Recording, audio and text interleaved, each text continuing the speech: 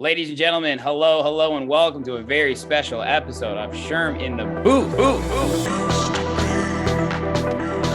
My name is Sherm. You guys are some true Chicagoans for coming out in January. It's snowing outside, it's freezing, and you're at the fucking club at 1 a.m. Boys with the bass, yeah, boys, bass. Who am I talking to right now? You're famous. Free food, free drinks, music, girls. Let's go. Do you like it? Cool. If you don't, goodbye. I'm missing the most important part. Boys with the bass,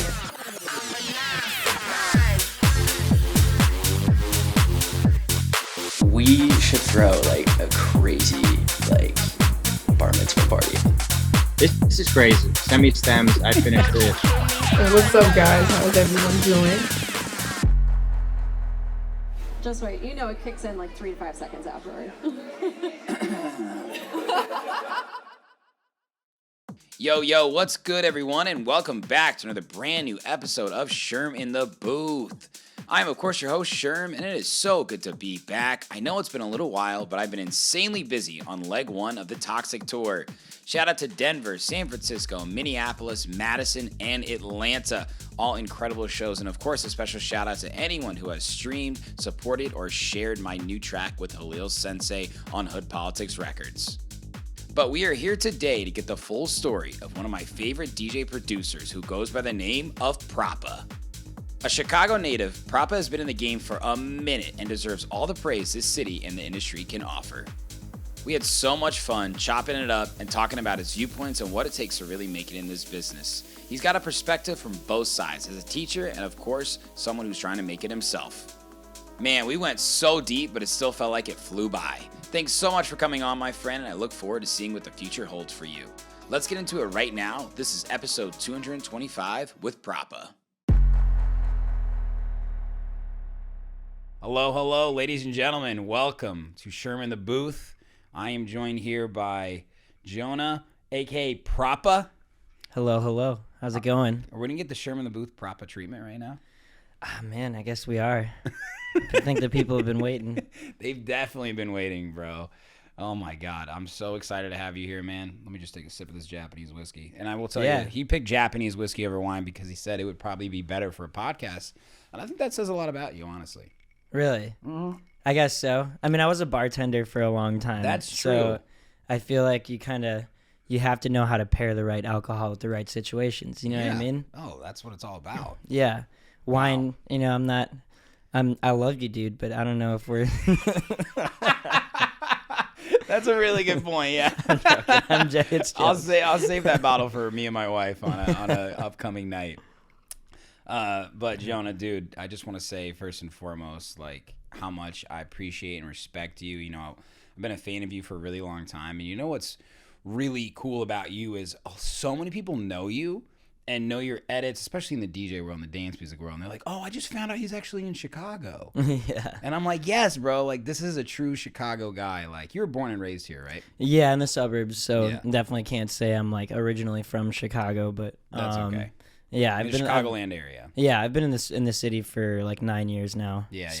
Yeah, and I appreciate it, dude. Thank you very much. I really appreciate everything you do too.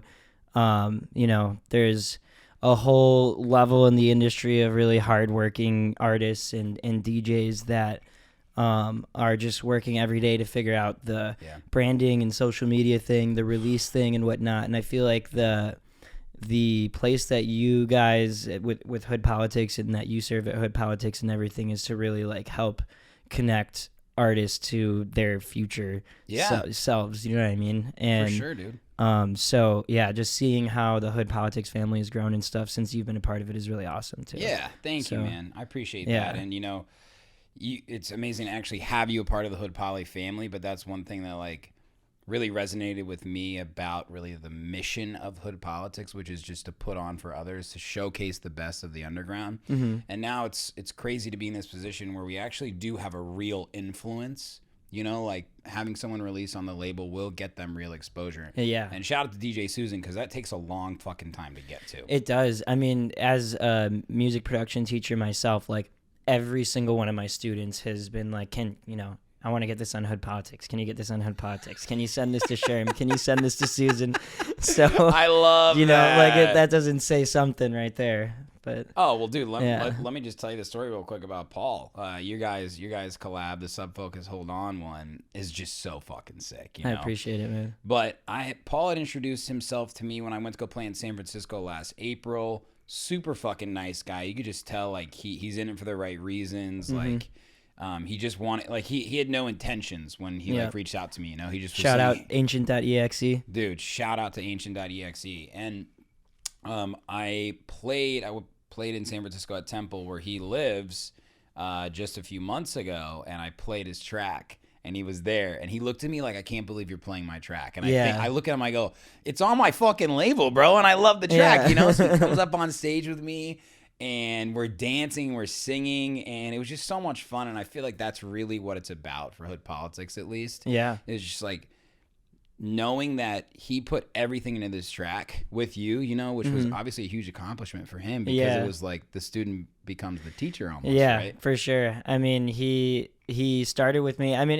and when I started teaching lessons, I kind of put a feeler out for how many students I can get, and he was one of the people who signed up. And by no means was he a bad producer when I started working with him. And I didn't do too many sessions with him because we just kind of became good friends. So it was more just like we were bouncing, advice off of each other and stuff like that. And I mean, over the past 2 years since I started talking to him, he's just grown so much as a producer. So I always did want to like work with someone that I taught, and there's more too. I have other students that like right now I'm so backed up on collabs, but I have other students I do want to work with that like have gotten really good.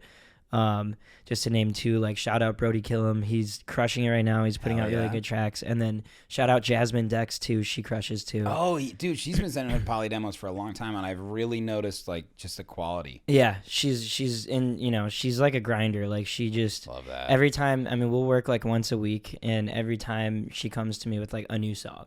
And it's like, fuck yeah. And it's like full track, and we're just like hashing out little details, like But she works really hard.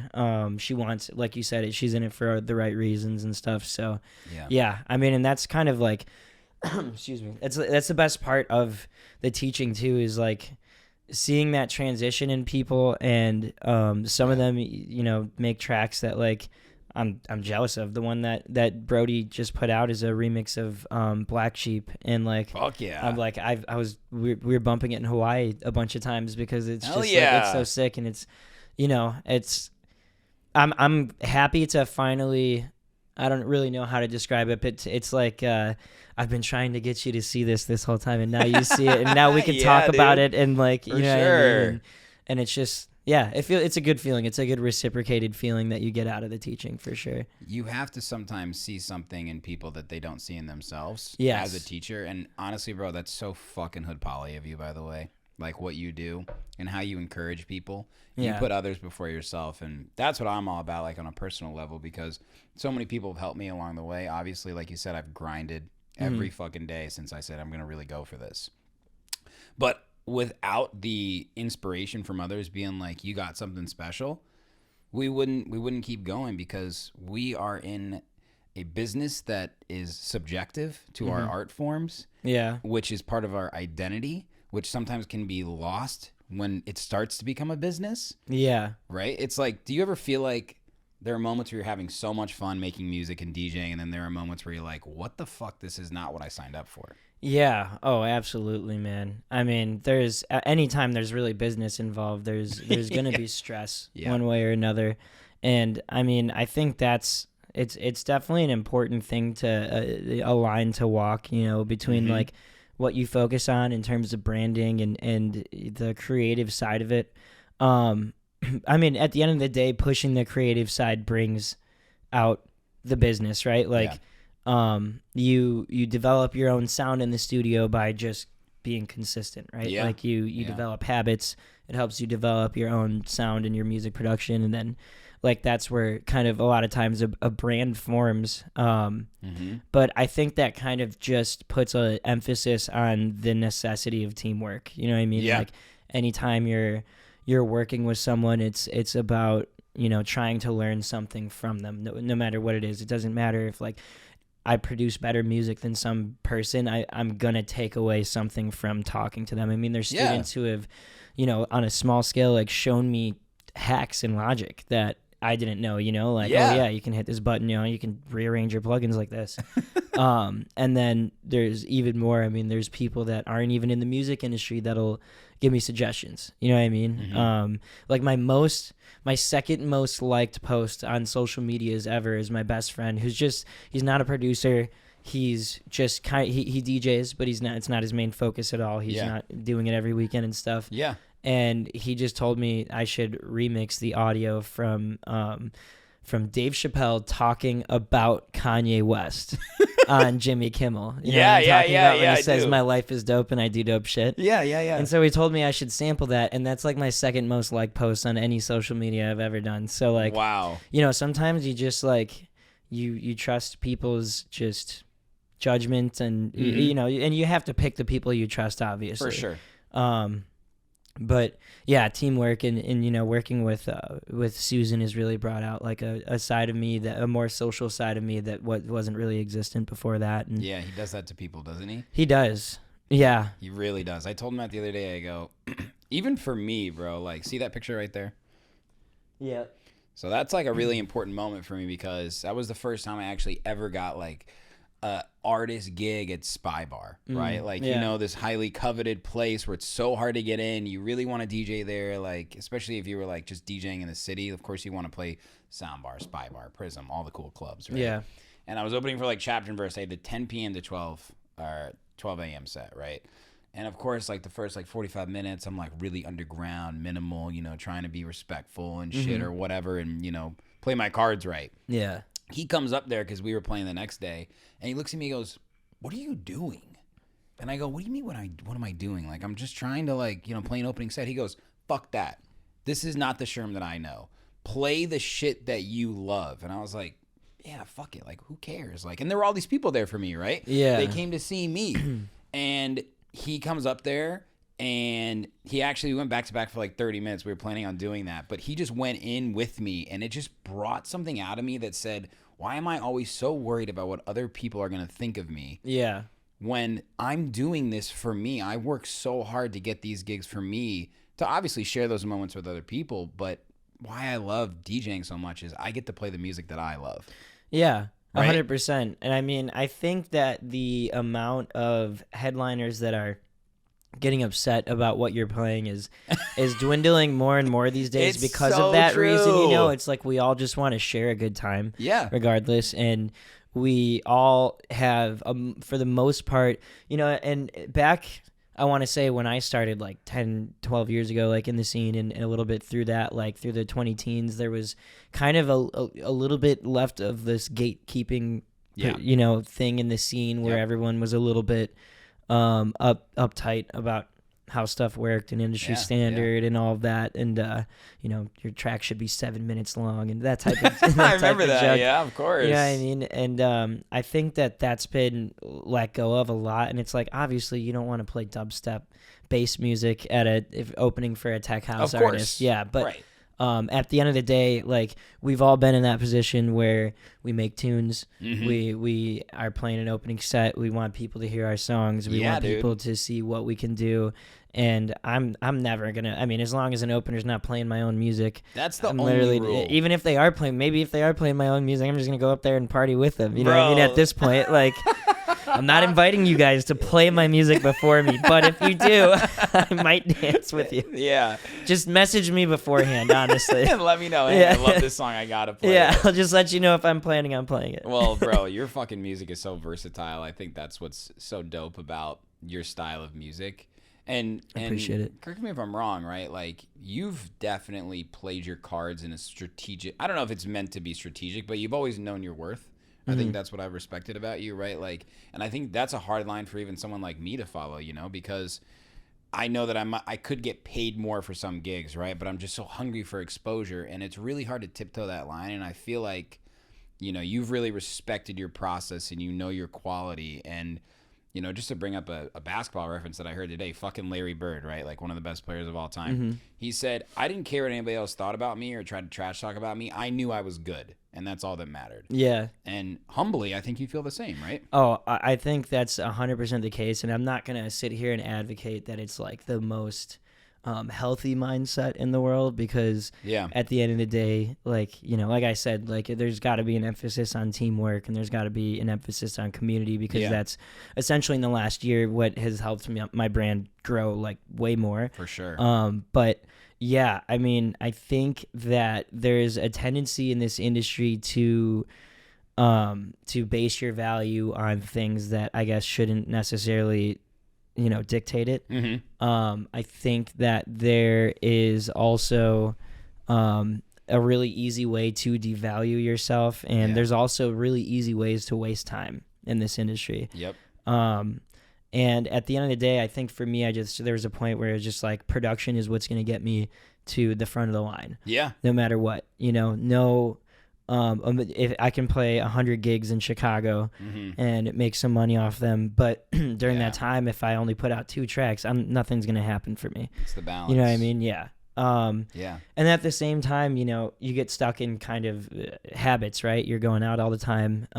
You have friends in the local scene supporting you, so you're going out and supporting them and kind of doing that trade-off and all of that. And that's not to say you shouldn't support your friends DJing, but it just creates a cycle of, you know, you're going out every day, every weekend, and spending less time in the studio. And I think that if you really, and if DJing's your thing, then DJing's your thing, and production isn't, then production isn't. But yeah, I mean, I've just really kind of drove home the production aspect of everything as much as I possibly could. And it's, you know, you have to be able to do that without having too cocky of a mindset too. Yeah, for sure. And I asked you that question because on the other side of that coin, like I've seen real growth from you. I appreciate it. Like you mentioned actual growth. I see growth in many different ways. How you put yourself out there, Jonah, on social media is so genuine. It's really you. The way you market yourself, like it's really dope to see people that resonating with people. I'm sure that's helped with clientele, like getting more actual like students. Yeah. It's probably helped with opportunities. Yeah. It's certainly helped with just relevance and stuff, right? So it's like, I think there's always a line to try and find, and we're always going one side or the other, but that's what I've always thought that is really cool about you is you love music, so you want to be a producer, right? And then maybe a DJ, and it's like in the industry terms, it's like you're a DJ producer, but then there's producer DJs, and then it's like, well, is there an overlap anymore? Because there's definitely an art to DJing, but I don't know if it's possible. Well, I take that back because of how social media is these days. You could have 2 fucking tracks, 1 fucking track for God's sake, and if it does big enough, then you got to be a DJ. But then as a DJ, a Chicago DJ, someone who really respects the art and can quickly tell a difference between a good DJ and a bad DJ, you know, we know those people. Yeah, for sure. It can be a little frustrating when you're like, fuck, I thought I was doing everything right. But that's imposter syndrome. Yeah, 100%. I mean, that's what it really is. At the end of the day, like, you have to have the end goal in mind is getting eyes on your project that will like it, period. Boom. Like, and it's not, you know, a game of like having people think that you're the best at, like every single person think you're the best. You're not trying to impress everybody. So you have to be willing to put yourself in places where people are going to not like you too. You know what I mean? That's true. And it's so funny because I'm not going to mention who it was. There was a pretty popular bass artist that tweeted something about it, just making fun of DJs who are producing music and then dancing in their studio to promote it. And I was just, and you know, he's been a popular bass artist since like the 2010s, since the early 2010s. So I tweeted at him and I was just like, look, man, like you got popular before this era of social media, so you don't get it. But the only way we can really get seen right now is to put ourselves out there in many ways that are embarrassing and demoralizing or just dehumanizing, that just we don't necessarily want to do, but that's the way we got to do it, and we'd rather do it this way than just not do anything at all. Yeah. And he responded positively to the tweet too. He's That's like, this is awesome. well thought out, and I really appreciate this perspective. So like, That's great. I think people are starting to kind of get it. Like, Yeah. is it fun to do the song and dance every day? Like to get dressed up and do the song and dance every day on Instagram? It's definitely not. But Sometimes, yeah. it, you know, if you want your job to be centered around electronic music and partying, then you know, at what point you got to clean the dishes, you know? Like So true, man. They've been in the fucking sink for a while. yeah, like yeah. it's you know, you got to wear all the hats, and Yeah. CEOs of companies got to go and do interviews that they don't want to do. They Mm-hmm. got to go and, you know, they got to do things they don't want to do every day. Yeah. That we don't see. So we only true. see them on vacation. That's right. You know what I mean? That's right. So, yeah, I mean, that's essentially, I guess, something I've been trying to transition into teaching my students. That's something that's so hard for a lot of them, is just putting out content consistently. Yeah. No matter how you feel about it, I don't even care if it's cringe, because you're going to learn every single time. Yeah. Just like producing music. Every time you produce music, you learn. Every time you create a piece of content, you learn about what worked, what didn't work, That's so camera true. angle, editing. Now you can edit it 45 seconds faster next time. Yeah. You know what I mean? Like it's all just like a numbers game like that. Like, Yeah, and I think it's like the double edged sword of the music industry. Is it's like there's many ways to market yourself, but everybody else is doing the same thing, and the only way to really do it, even if you're not comfortable with it, is by trying to showcase who you are, right? Yeah. Which can be a tough thing for a lot of producers when their way of speaking and communicating is actually through their music, right? Yeah. But these super introverted industry for sure for a lot of people. super introverted Yeah. industry, and when in reality it's like people go for the extroverted experience, you know, so it's like, Yeah. how do you find the balance? Now, I want to ask you more about your experience as like an actual teacher. So you're not just teaching production lessons, you're really giving brand advice as well. Definitely doing a lot of mentorship just overall. And I mean, it kind of parallels with my Patreon too. Like Yeah. on my Patreon, I do a lot of production stuff and resources, but I've also done, you know, this is how I design my album covers. This is how I do my logo work. This is how I make my own press photos. You're an expert know what I in mean? Canva, I've heard, and I've Yeah. seen your work Really? actually, bro. People think you're in Photoshop, and you're like, no, it's Canva. No, I'm in Canva. Shout man. I out do Canva, baby. Yeah, I love it. I've been in Canva since like, I want to say 2016. No shit. Since like they were like in beta. Wow. Yeah, since there was not even a paid option. I didn't even hear about it until like 2019, maybe. Yeah, it took a long time, and even in 2019, it wasn't very good. Like I Yeah. had all these I had all these like extra websites I would go to do like background remover on this website. Oh my god. Like yeah. add a shadow to an image on this website, like recolor an image on this website, and then pull it into Canva. Right. And now I have like the whole paid pro version, and Yeah. I still use some other like backup stuff. But overall, like, yeah, I do Canva tutorials on my Patreon too, and I think that helps a lot of people. But yeah, I help a lot of students with just like overall. I mean, they'll ask me advice on, you know, should I send it to this label? How should I communicate with this label? Yeah. You know, should I play my own songs in my sets? Like all this type of stuff. Just Yeah. it's kind of just general career advice. That's awesome. You know what I mean? Yeah. I mean, who would I be if I'm not offering that type of stuff to people? You know what I mean? I've been in Yeah. this industry for so long. I'm not the most successful, but at least I'm making a living off of it now. So Yeah, bro. Well, listen, man. Like the Chicago legend Danny Deal told me, you're an expert in your experiences. exactly. Yeah. She's awesome, man. She is awesome. Yeah, I've learned a lot from her. But like, it's I think everyone like it's hard for like me to give myself credit sometimes, right? But like when I really stop and think for a second, like when I do speak about things and give people advice, like hosting an ADE panel on the U.S. tech house market, what's in it Huge, for man. you is like, it's crazy. Like that's a life achievement, you know?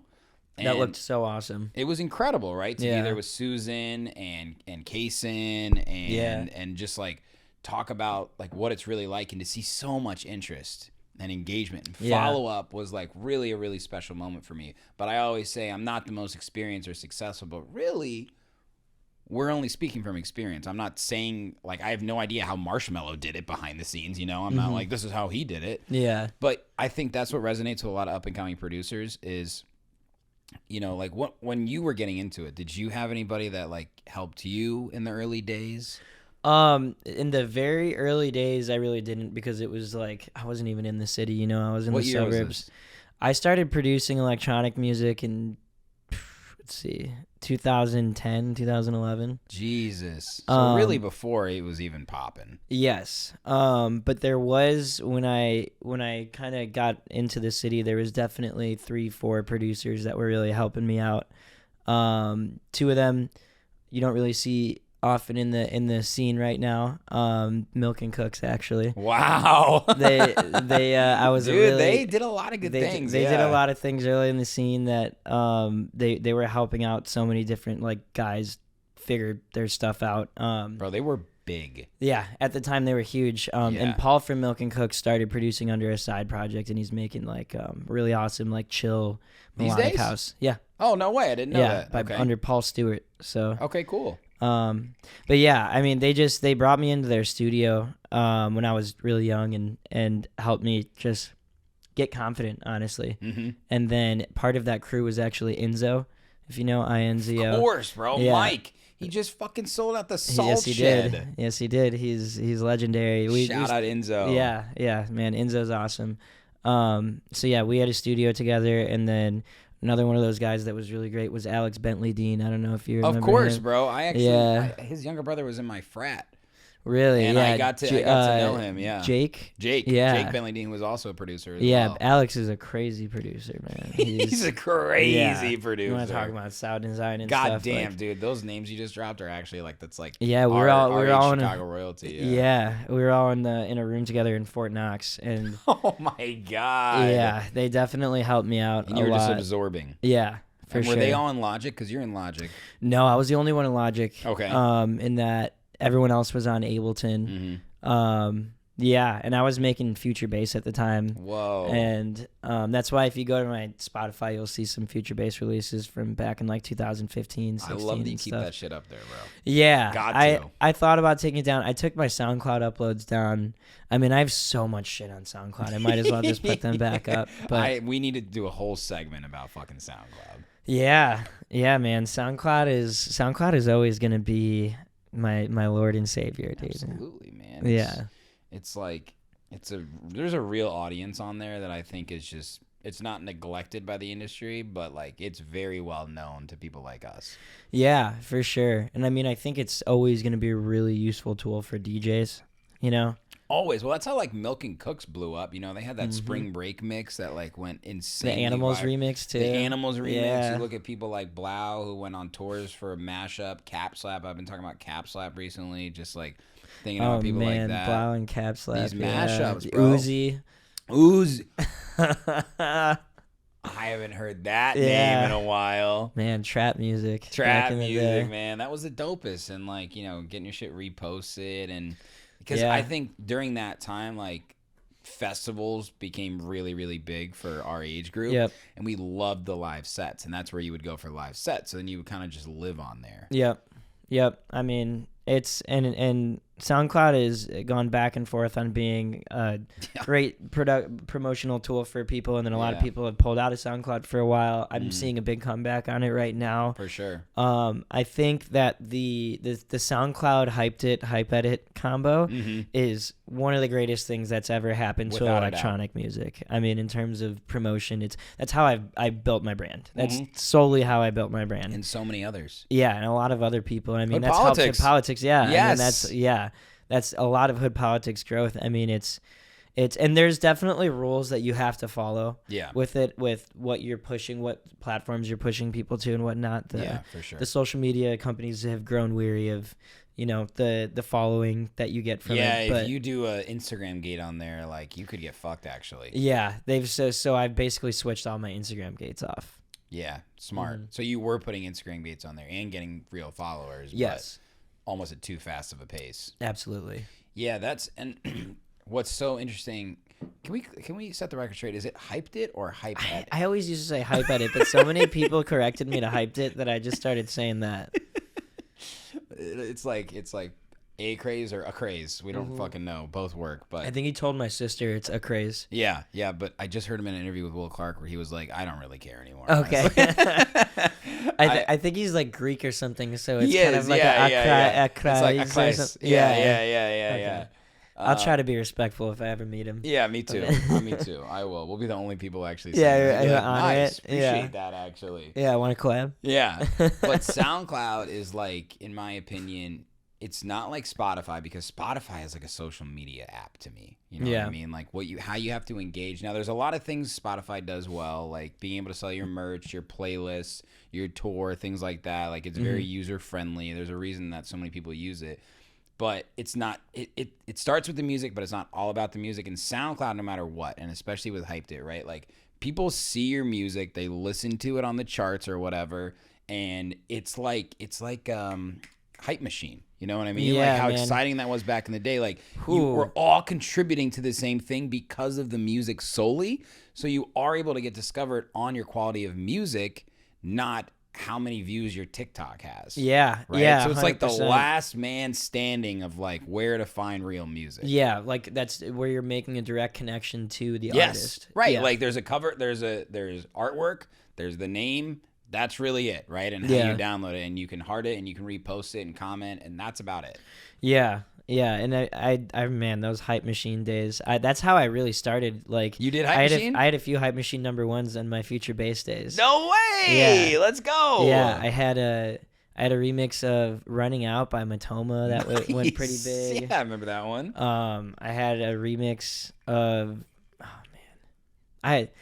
one day I'm gonna resurface these. What I plan on doing is I post on my YouTube, and what I wanted to do was a YouTube video going through all of my old stuff. Wow. From like 2014 to like basically I rebranded to house music fully in 2020. Okay. So there was a period of time because what I always wanted to make was house music. Yeah. Future bass was easy because there's no dynamic standard to future bass music, if you know what I mean. Yeah. Like you can really do anything with like, and it's not really called future bass music anymore. It's like melodic bass music. It's not like called future bass. Yeah. And then all of a sudden it was like Future House when Oliver Heldens came out with Gecko, right? Yep. Yeah. I mean, there is that, and I did try to make a little bit of that.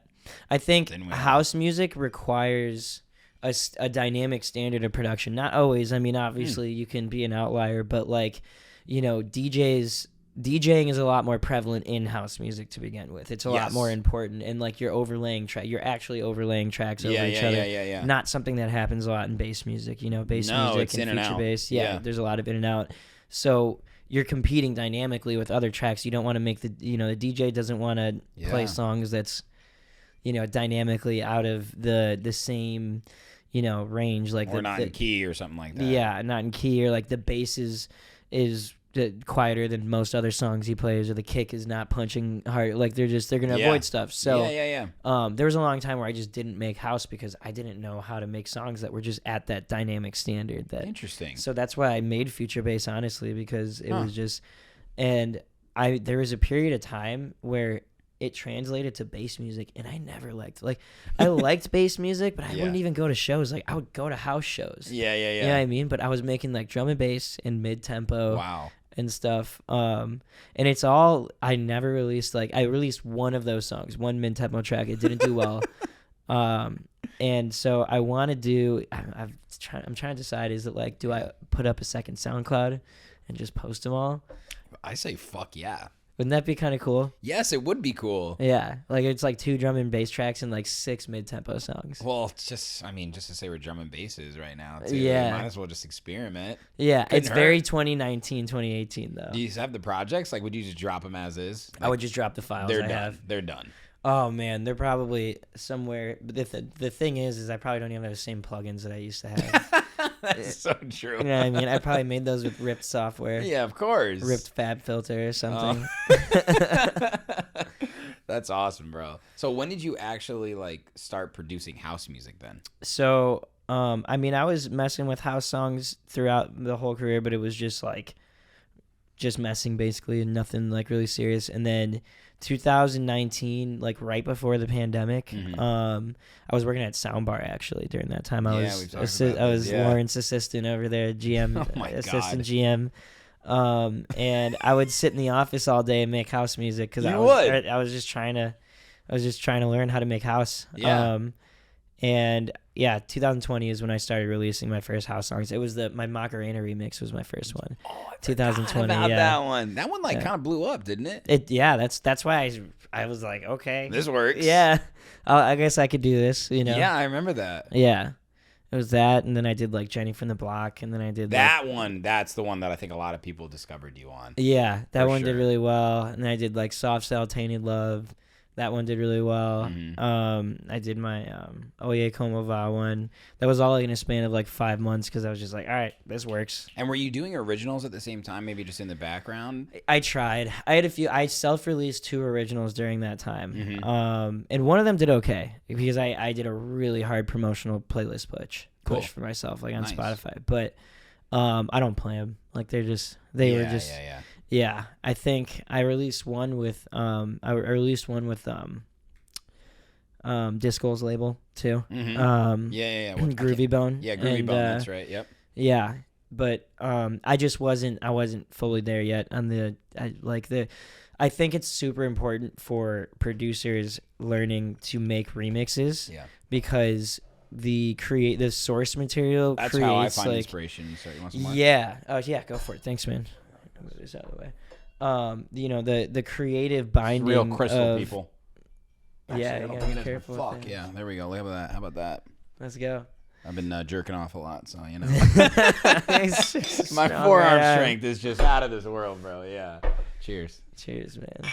But yeah, I think remixes really, like I always say, like everyone else, that like you've heard it a million times. Creativity thrives in a box. Yes. And when you kind of have like those restrictions of like, well, this is the melodies that you have to, this is the vocal you have to work with, like you can work so fast. I think it's so much. Yeah. Like there's a lot there, and like once you kind of get the core of the song, it like writes itself. So you start with the vocal, like you throw down the acapella. With remixes, yeah, I generally, I never make a song and then like, what should this be a remix of? It's Okay. always like everything's like remixed with intent for sure. For sure. I Yeah. like that. And then like, for starting a song in general, like if it's an original, I just think it's super important to have source material of some sort. So it's just like anything, like it could be, a remix is source material, obviously. But like a melody is source material. Maybe you have an idea for a melody, you know what I mean? Or like a sample is source material. Maybe you're going through YouTube old, songs and you find one that's a cool saxophone sample or something like that, or something on Splice or something like that. But just starting with like drums or like opening serum and like trying to write a bass line or something is, I call that aimless production. And like That's so many people do it like that. all my students, I had to teach that out of them at the beginning, because you think that's how you do it, right? You think it's like I make a beat, comes to you. I make a bass line, and then and it's like I can do that, but that's because I've been producing for 15 freaking years, But like with it's I mean the best ideas come like influenced from other things, right? And it's a lot of times I'm just like, I'll hear a melody from a song and it'll give me an idea for another melody in my head. And even then I'll just take a synth that I know that I've made for my Patreon or something that will work, and I'll just lay it out. Yeah. And then it's like you can build a whole song around like you can build a song around someone playing a guitar. But if a drummer's just sitting there playing a beat, it's like, what are you gonna rap? So true. Yeah.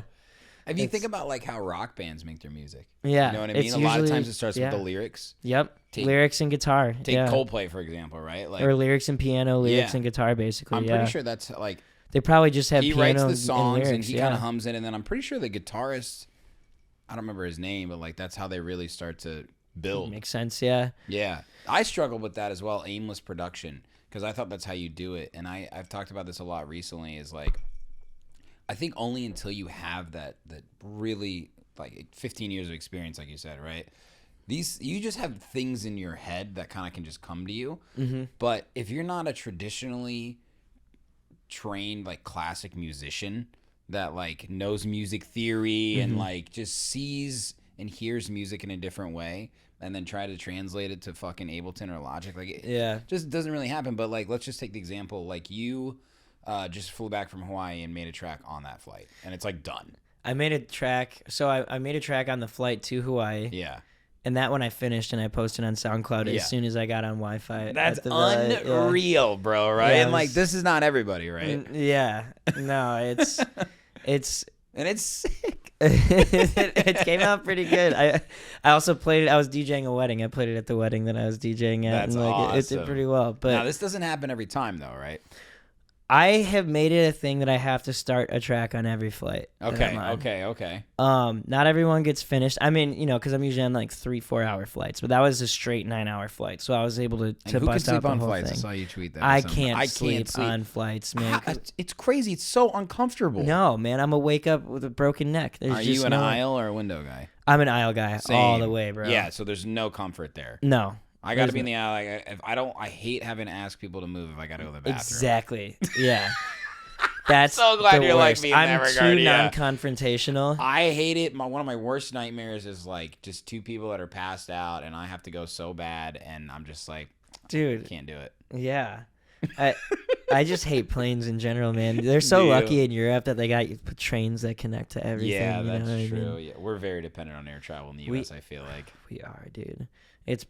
I was deathly afraid of planes until I started really doing tour dates and stuff. Really? Like last year was the first year I played enough shows where I was like, all right, this is. You just got to push through. Yeah, I'll be fine. I just got to It get is a stoned. crazy thing. Yeah. You got to almost not think about it. Yeah, we're in a fucking however many ton hunk of metal that's Flying bolted 30,000 together. feet in the sky. Yeah. Doesn't add up. Yeah, it's only like really sustaining in the air because there's wind pushing from underneath it and aerodynamically. Oh, you've looked into this. Yeah, I don't know. I think that sounds right. Yeah. I mean, yeah. But yeah, I mean I produced, so I made a song on the plane ride there. Yeah. And then I was sitting by the pool one of the days and I made about like 90% of a 50 Cent remix. And I played that at the wedding too. And then on the plane ride back, I made a Usher remix and I'm trying to get out next week because it's really pumping. Yeah. Of course, because we're at Super Bowl. Is it one of his new songs? No, it's an old one. What it's song? a classic. It's You Remind Me. Oh God, how Yeah. good is this? Jesus Christ, Yeah. I can't wait to hear that. Yeah, it's sounding really good. So that's another cool thing about you as well. Like, although we discussed that, like you want to be known as like a producer, a guy who makes music, you also make really DJ friendly music because That you is love the to whole DJ goal, too, man. Yeah, I mean DJing. I absolutely love DJing. Right. Like I'm a big sample or cute like loop junkie. Like I like It's mashing so 2-3 much songs fun. together. Yeah. I'm a CDJ head. That's what I call Yeah, myself. man. Yeah. I mean, I have CDJs at home. Yeah. Shout out to my management who left me CDJs for nice. their CDJs to mess around with. But yeah, I'm on them every day, like just chopping loops up and stuff. And I think it started where I had a gig every Friday DJing in Chicago 6 hours. Yeah, was it And the Mickey's Park? Mickey's or something? Park, yeah. 6-hour sets. Y'all don't really know what those are like as a fucking USB Yeah. DJ. Yeah, as a USB DJ, your first 2 or 3 you learn too. Like, Yeah, oh you shit, do. I need to like quadruple my library. Yep. Yeah. And the whole thing was like, if you know anything about Hubbard Street in Chicago, it's very hip hop and Yeah. like open format. Yes. Like people on that street want R&B, they want hip hop, they want top 40s. Yep. So they wanted house music there only for the night that I'm playing. And so I had to appeal to that crowd, especially because they were a new bar. Yeah. So like people didn't really know what to expect. Their food there is bussin'. So like Fuck they would yeah. always have like, a decent crowd to start. And yeah, I had to, I downloaded, this was like 6 months into me like being a full-blown like tech house guy, like Yeah. released like 2-3 of my remixes so far, and I maybe had a library of like 300 tracks I was playing from at the time. You know what I Wow. mean? Maximum. It's not enough. Not enough. Not enough in the slightest bit, dude. I was playing songs twice. Yeah. Sorry for the jingling You're noise. good. I was playing songs twice and everything. You know what I mean? Like Yeah. once in the beginning, once the end. So, I realized that the actual tech house songs were not exactly going off with that crowd Sure. because it's just not what they were into. Yeah. Um, they don't know it. No, but the remixes were going off. A lot of it was hood politics stuff I was playing Fuck early yeah. on and stuff. Let's go. Yeah, and the remixes were always going off of like especially the modern hip hop ones and then Yeah. the throwback remixes and stuff. Of So course. I started downloading more and more of those, and gearing everything I was doing in the studio towards making those. Okay. You know, and that's where the whole Proppa treatment series was kind of birthed, was just like I was making songs for the sets I was playing every Friday at that place because I saw that the remixes were going off and I wanted to play my own tracks and have them go off, and you know, that type of situation. And then there was like a moment where I was starting to get, I mean, you're playing 6 hours every Friday, and then one of my best friends was playing Saturday, so I would always go and crash his set and back him. Oh my God. And like you're playing 6 hours every set, and you're starting to get good at DJing and like starting to notice like what works in songs, like how to do crazy looping techniques, the stuff, you know, James Hype does, and of course, like how to do like different, and how to prepare your record box library too with cues and loop cues and stuff in places. Write this shit down. Like, dude, for real, I mean, if you notice in a lot of my songs, there is always going to be a moment where you have like 8 beats, like 2 bars of like a synth or a vocal that you could just loop, you know, like, and I'll set a loop cue for that moment, or even just 1 bar, like for my Cassie the first remix drop or something, and like in the breaks a lot of times. So in my Cassie remix, you know, you have the Me and You song and dun, dun, dun, dun, dun. Yeah. So at the end of like my transition, my bridge into the second break, I just leave that empty, and you can just loop that. And then it's an A flat minor, so I just DJ an A flat minor underneath it. You know what I mean? I'll bring in another song. There's no vocal, so I can mix in, or I can play in D flat minor because, you know, like that melody works over D flat minor too. Yeah, fuck yeah. So that's kind of like the stuff I started noticing, and I started incorporating like moments I know that like good DJs would notice and be like, oh, I could play with that in my sets. Right. And I feel like that's what really started driving my downloads a lot, was like DJ friendly music. I'm actually, that's what people download for sure. Yeah. I do the drop gun videos, if you know. The tutorials, and the tutorials I'm rolling out right now is a 3-part Instagram YouTube series of like how to make DJ friendly music, and this is one of the tips I go over exactly. Wow. Yeah. That is a whole world in of itself. It is. Yeah. But if you're trying to drive up your downloads, like that's what does it. You have to create moments that the DJs know they could either like engage with the crowd with that moment, you know, because it's like a big sing along moment. Yeah. And it's not being muddied up by production that like doesn't fit, or you know, things that, you know, the DJs can like play with and sample and chop and loop, and you know. I've so many things on this topic, because as a DJ, right, like, as someone that, let me back it up a little bit. As someone that cut my teeth as an open format DJ in Chicago, but really is a house music producer and house music fan and artist at heart, I can't help these days but take some of those lessons that I've learned from over the years. I just talked about this earlier this week, actually, with Strategy. You know Strategy? Yeah, he's great. Amazing open format DJ, right? We had him at Soundbar a lot when I was working there, He's insane, right? He can do it all. And we were talking about where house music is at these days. And I think it's at this really special part where it's like open format house, because for politics especially, right? Like you can switch genres but still within the same world, which makes it really fun to DJ. Yes. So I can do remixes of this and that and EDM throwbacks and, you know, a Travis Scott Goosebumps, and throwing a Jenny and the Black Proppa treatment, and, you know, a DJ Susan remix, like Stop the Commotion, or Start the Commotion, right? And I'm within sort of the 124 BPM to like all the way up to 134, and I can just bounce around like a motherfucker, bro. Yeah, and for sure. people love that. Like, house music is being commercialized these days because finally people understand that the actual instrumental that they're listening to is house music. When you used to be like, oh, I only like rap, I don't like house, I don't like the same beat over and over and over again. Yeah. And I think it's grown so much, and that's why it's a special time to be a house music DJ right now. Yeah, and I think people are just really overall receptive of more of it, and just kind of opening their minds, obviously, to like understanding like the nuances in electronic music overall, and how there's crazy musicality involved. I mean, we're doing things that were done in the original music composition days. You know what I mean? We're essentially composers, but, you know, we're just electronic composers. And I mean, I think the whole remix thing, a lot of people, there's always that guy that's going to tweet about it and get upset about like, stop touching the classics and blah, blah, blah. Or, I know you're out there DJing at the same hookah bar you have been for the past 10 years 100% with your Twitter opinions.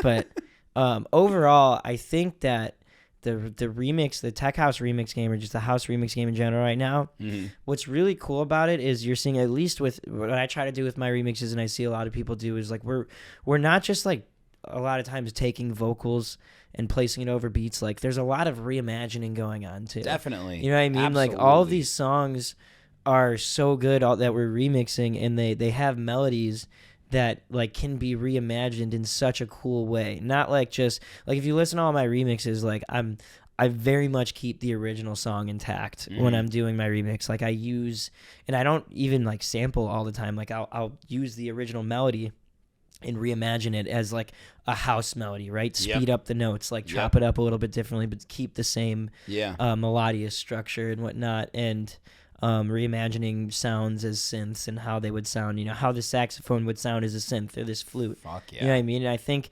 that's kind of the coolest part of it. It's what the best remakes in Hollywood are great for, right? Like, you know, we got the Tron remake, and it's like we had the Tron was like the first iteration of CGI where it obviously looked horrible, so you had to use your suspension of belief in order to kind of like engage with the story, whereas we got the next Tron by Disney that was fucking beautiful to look at.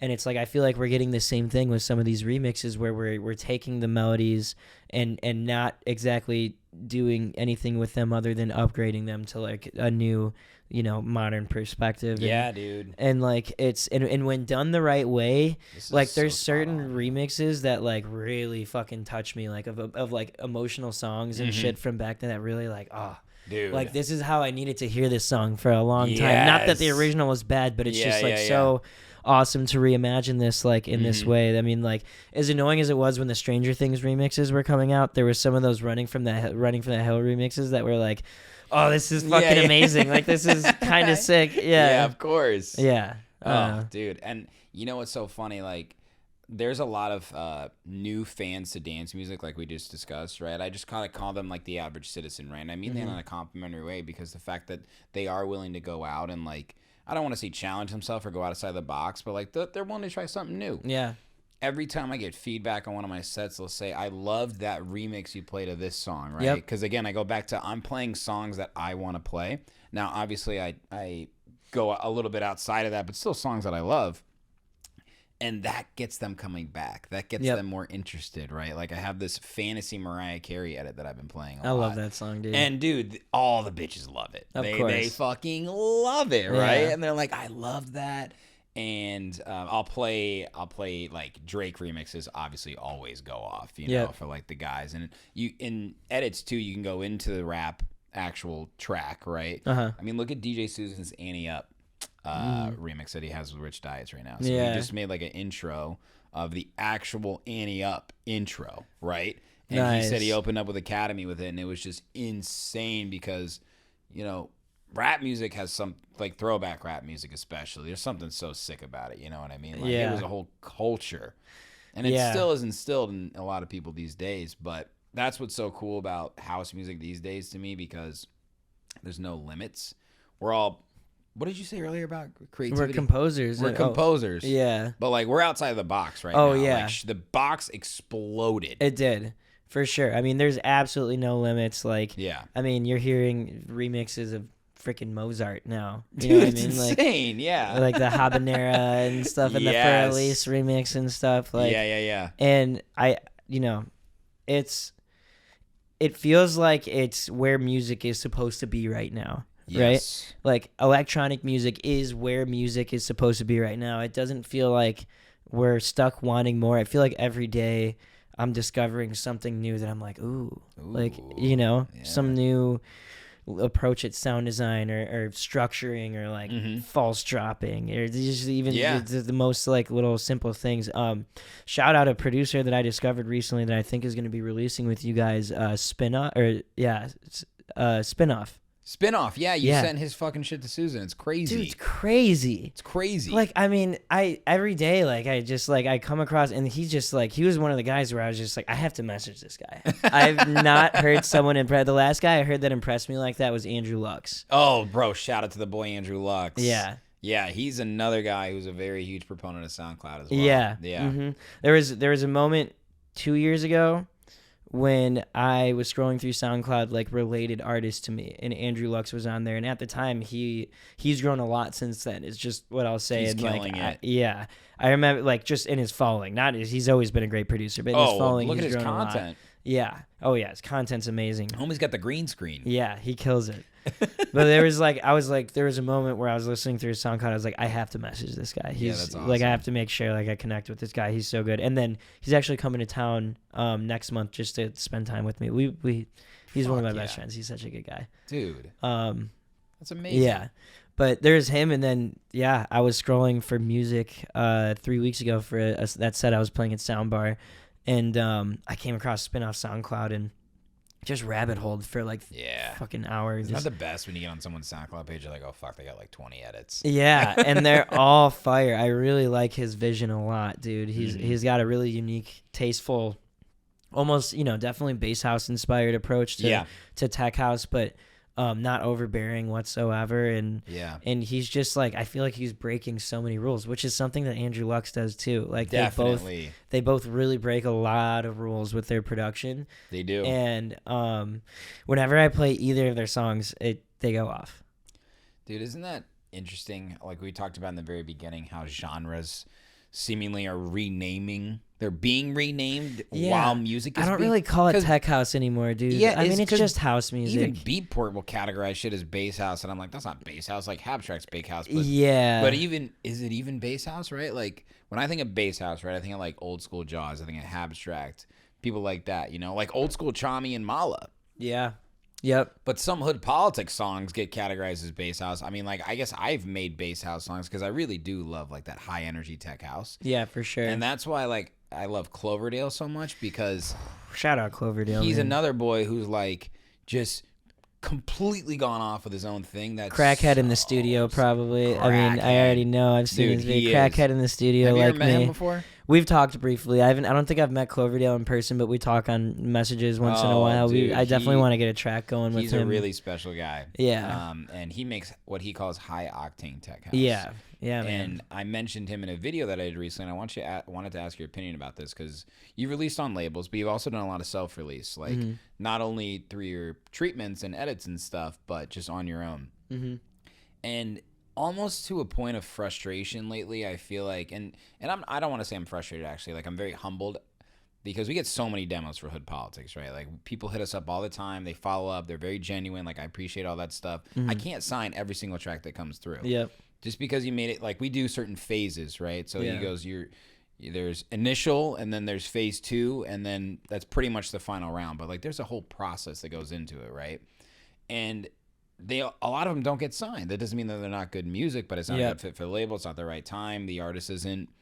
Yeah. I don't need poppin' artists, but I need artists that are doing something for themselves, right? Of course, you want to see commitment. 100%. I need to see commitment. Yeah. Yeah. So all of these things go into consideration, and people will come back with passive aggressive or frustrated comments, and I come back to them and I say, listen, you should just put this shit out there. Yeah. Because how many producers do we know that just have a private SoundCloud of 40 fucking IDs that are really, for the most part, all good tracks that will never see the light of day because they're not coming out on a label? Yeah, I mean, it blows my mind. I think it's so important to just push music out there, and even if it just means uploading stuff to SoundCloud.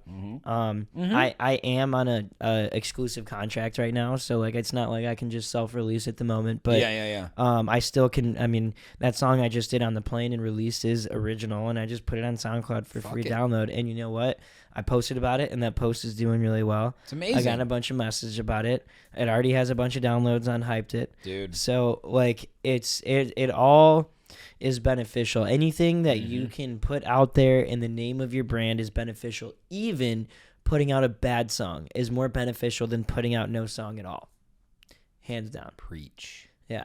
Like, it's everything's a learning experience. And like, I have remixes that are undercooked, that aren't great, you know what I mean? But I put them out for the sake of keeping them. There was a year and a half where I put out a remix every 2 weeks.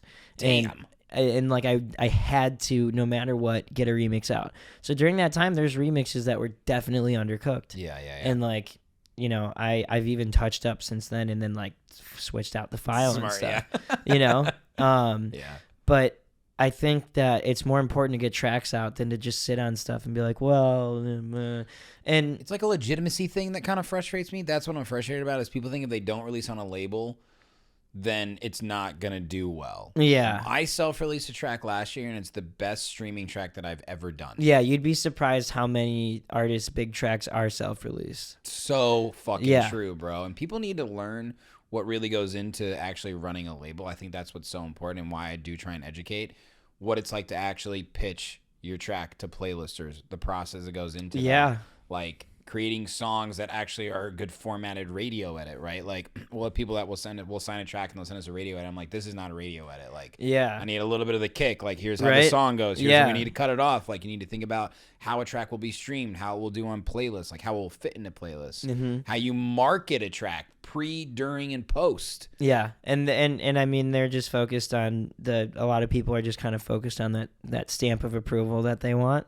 Exactly. But it's just kind of like any other business, you know. If you wanna own a restaurant, you probably should have at one point in your career washed dishes, cooked food, you know, served tables, been a host. Yes, Jonah, that is And- exactly it. Yeah, and I think like it's really important to go through that process of promotion and self-distribution and everything at least a few times in your career to like you're saying, understand. I mean, like, because I've done that and I know what goes into self-releasing and having a record flop and self-releasing and having a record actually do well. It's a humbling experience both ways. Yeah, and you can see the difference, and you can also make educated decisions on who you want to release with, you know. Yes. Like, Yeah. and what contracts you sign in the future, and Yeah. you know, because of my experience with releasing, like, I have not ever just signed a contract right away. Yeah, I always send a everybody draft. does, I don't always they? send Yeah. edits back. You know what I mean? Love that, dude. Yeah. And it's definitely, I mean, you have to have experience everywhere you possibly could. And that comes from writing, producing, mixing, mastering, promoting, releasing. You said earlier, you got to do it all. You really do got to do it all. Yeah. But it's, you know, people complain about it, but it's like it's no different from owning any other company. No, Period. No, you literally are like a company. Yeah. And when I went to 80 in 2022, there was, you know, think what you want about Diplo. The guy's had a lot of success, right? Yeah. He's pretty self-made. And He's definitely a godfather of what we do. yeah. Yeah. And one thing that he said was, you know, I self-represented myself for a long fucking time. And this is what I'm inspired by. I have no manager, no agent, right? I'm just doing this shit on my own. And he said, I learned how to be my own manager. I learned how to be my own agent. I learned how to run a record label on my own. I learned how to do all these things. And I'm not saying that I was the best at that, but I knew what I wanted because I made mistakes and I had success and I knew what both of those really looked like. If you make mistakes gracefully, that's, like, you know, the best possible thing for you, and people notice when you're humble about things and Yes. and you know, just a good person. And you when know? he started compared to where we are, the people's attention spans, if you release not even a bad song, if it doesn't do well, let's just say, by whatever standards that is, that's not your end-all be-all. In fact, why don't you just learn from that, like you said, and move on to the next one and keep having fun and keep inspiring, keep building up your fan base and keep networking and keep just like, I mean, dude, life is a game of selling yourself to a certain extent, you know what I mean? So make sure what you put out to the world is who you are, right? Like, I just, it's crazy because I've had a day job for almost 9 years now. I'm a salesman, of course, and I am in third-party logistics, right? So I always make a joke that I'm selling a service I can't guarantee on a driver that's driving a truck that I've never met, moving a product that I've likely never seen nor tasted, picking up from a city I've never been, delivering to a city I've never been. But guess why people want to work with me? Because I pick up the phone, because I make a promise, because I follow through, because I acknowledge when I do something wrong, right? Yep. And it doesn't have to be so directly translated to the music industry, but you have to represent yourself in a way that you believe you're going to do the right thing. Does that make sense? Yeah. No, I mean, it's a morally driven kind of industry at this point when Morals. we're working from a grassroots level, and I think the days in electronic music of the prima donna artists are definitely starting to become over. Like, Has to be. like there's too many nice people in this industry to have to put up with not nice people. Yeah, for you know sure. what I mean? feel like when we came up, or even I still hear it today, it's like everyone's out to like stab you in the back. It's like, yeah, if you surround yourself with those people, Yeah, it exactly. doesn't have to be like that. No, I mean, it goes back to like you said, like know your value and stuff, and you were talking about with my production and stuff. Yeah. Like there's two things you could do. To guarantee success in this music industry. You can work really hard as a producer and make great music, and you could be a nice person. If you do those two things, the rest will follow. You know what I mean? So true, dude. Like there's nothing in between that really like. Yeah. Yeah, you can even be a shitty DJ. Yeah. You could release great records and be a shitty DJ and a nice person. Yeah. And yeah. That's funny you said that. I interviewed one of my friends who I went to high school with, and he's probably the most talented saxophone player I've ever met. He definitely is. He moved to L.A. He literally plays at like a black church, and he's like this tall white dude with Nice. glasses. He looks like you, except like 6'4", and like literally plays saxophone, but he rips it, right? Yeah. But he went and played on like Jimmy Kimmel show and Sick. tours with this really dope band. That That like, means he got to play with the Roots. yes. Yeah. No, that was Jimmy Fallon. It's Jimmy Oh, Fallon. that's Jimmy Fallon. Shit, Jimmy my Fallon, bad. close. Then But one he of the said, other Jimmy. he said he has met Questlove, right? But he's a very humble, nice guy. And he said to me, and I think this is something that actually like goes above and beyond and really applies to every single person in life, is you can be half as talented, but if you're a good person and treat others with respect, you'll get those opportunities. Oh, yeah. Right?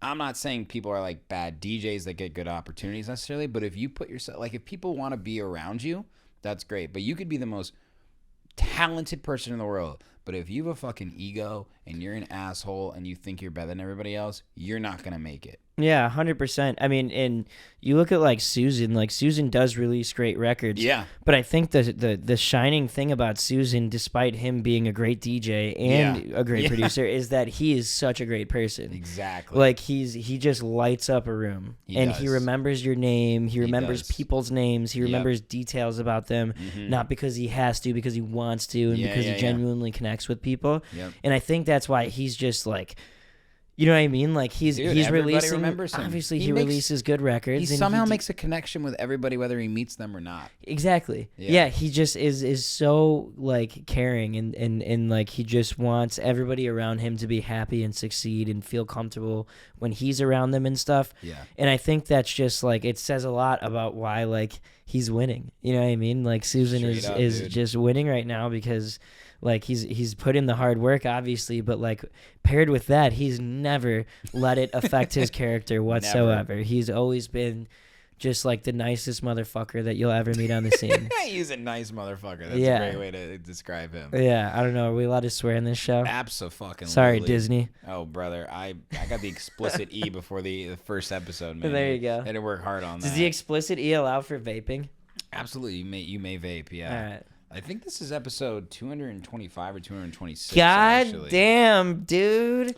So Shout out Sherm, man. That's like that type of commitment is It's a hard, lot. bro, because it's not like you're not going and playing shows out of state, I'm busy. releasing songs, A&Ring a label. Yeah, dude. That's a lot of work, man. I mean, as someone who like I do Patreon, I do weekly releases on Yeah. Patreon with serum presets and samples and tutorial videos. I do weekly lessons. Like, and with Jesus, you're when you busy as pair fuck, touring too. into that and stuff It's a too, lot. and then I do the videos for Drop Gun and for Elevated Frequencies, like Yeah. doing all of those, like commitment is really hard. a lot. And like I think the hardest part of it is being the face of something. The back end work is easy, but you do this podcast so often, like Yeah. that's not easy to do, man. So like big shout out. That's Thank that's you, hard. man. Yeah, I dude. appreciate Cheers. it. I appreciate that. It's been an amazing journey, and I've it's really come out lately that this podcast is Sherm as it gets. You know what I mean? I told you before we went on air, like I do my research. I make sure that I'm prepared, but I don't have any iPad in front of me this time. Yeah. And I just shoot from the hip because I fucking bullseye from the hip these days. Good. And I usually don't. That's passion. It's passion, bro. Yeah. And I love this, and it's really a special thing for me to be able to do this podcast and talk to people like you, because every time I do it, I always develop a special connection, and I already feel more connected to you now. Yeah. And it's happened with so many people on every single level. Like, you know, having Max Styler on in like 2020, I think it was late 2021 or early 2022. I can't remember, right? To me, Max Styler, like even at that point, he's the fucking GOAT. You know what I mean? Yeah, funny story with him. Yeah. Man, Max Styler used to make bass music. Yes. And I released in 2016 on Dimmock. You did. Yeah. And I played Spring Awakening 2016. Fuck yeah. And I got invited to play the Dimmock 10th anniversary, I think it was, after party at Concord, and Max Styler played after me. That's so that was actually awesome. the first time that like I met him, and then we both made the train. I mean, I don't think he knows who I am, to be honest. Maybe he does. I mean, people in Tech House know who I am. Yeah, but, for sure. He does.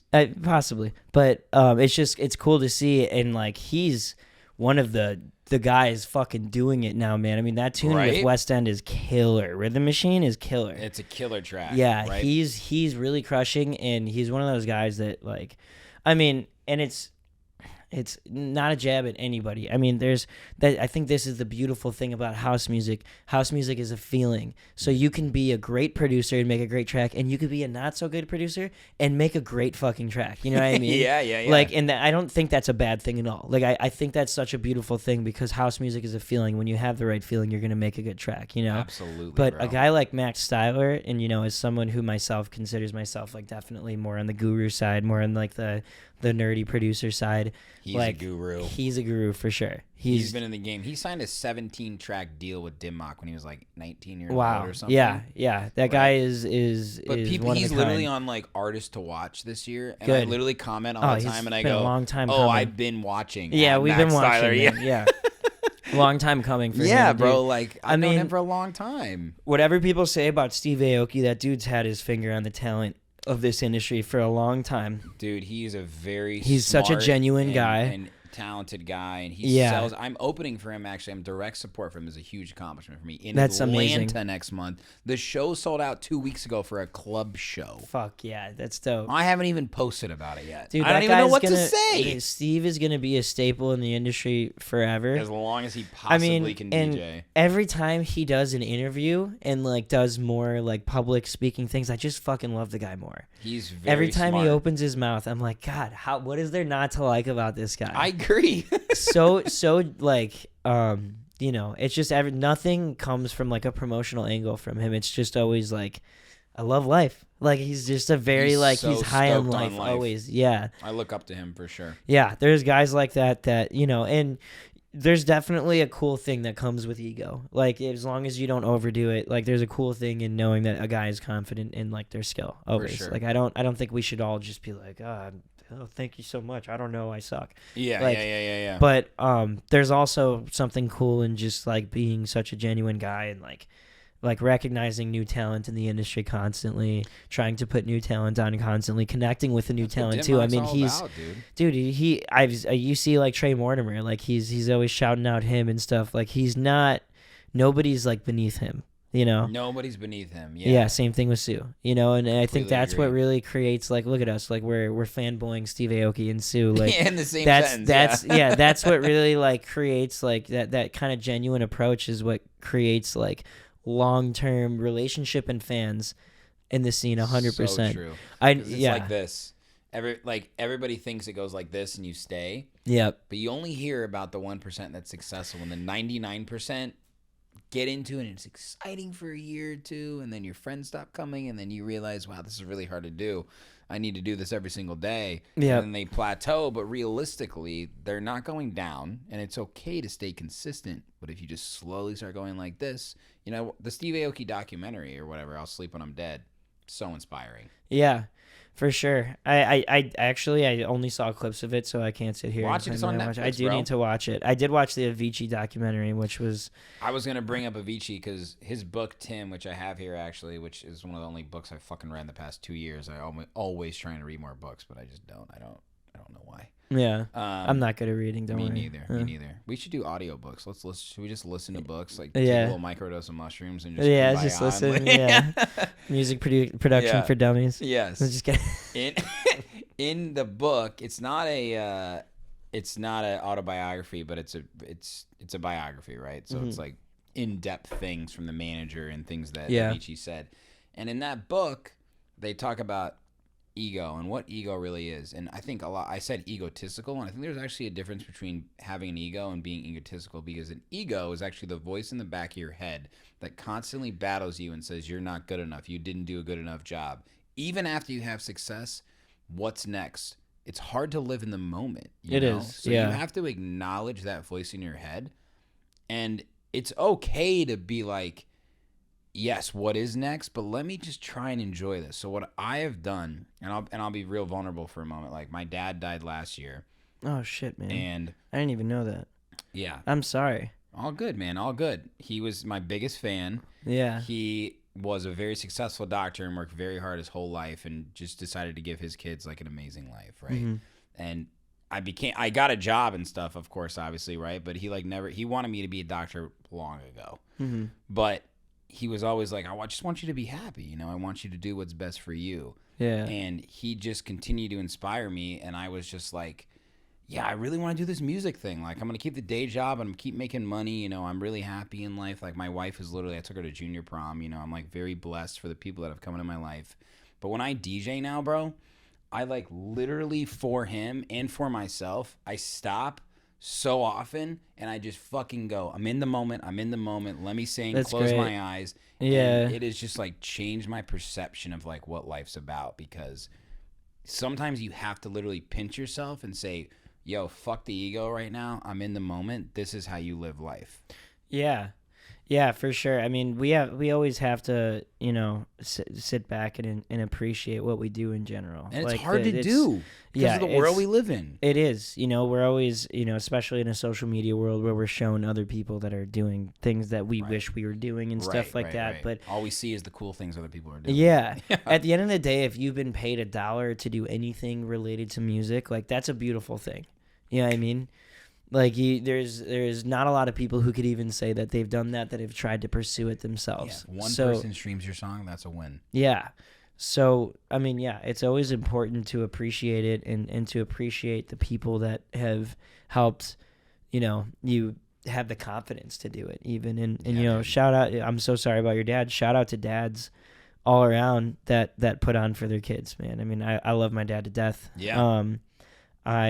He supports this music thing, huh? He does, man. I mean, it's crazy it definitely, for our parents' generation, isn't it? It is. It took a long time to get my parents on board, for sure. I mean, I have an immigrant dad. He's an immigrant from Italy. You said Sicilian, right? Yeah, Sicilian. That's like as Italian as it gets. That's like the raised on the farm type Italian.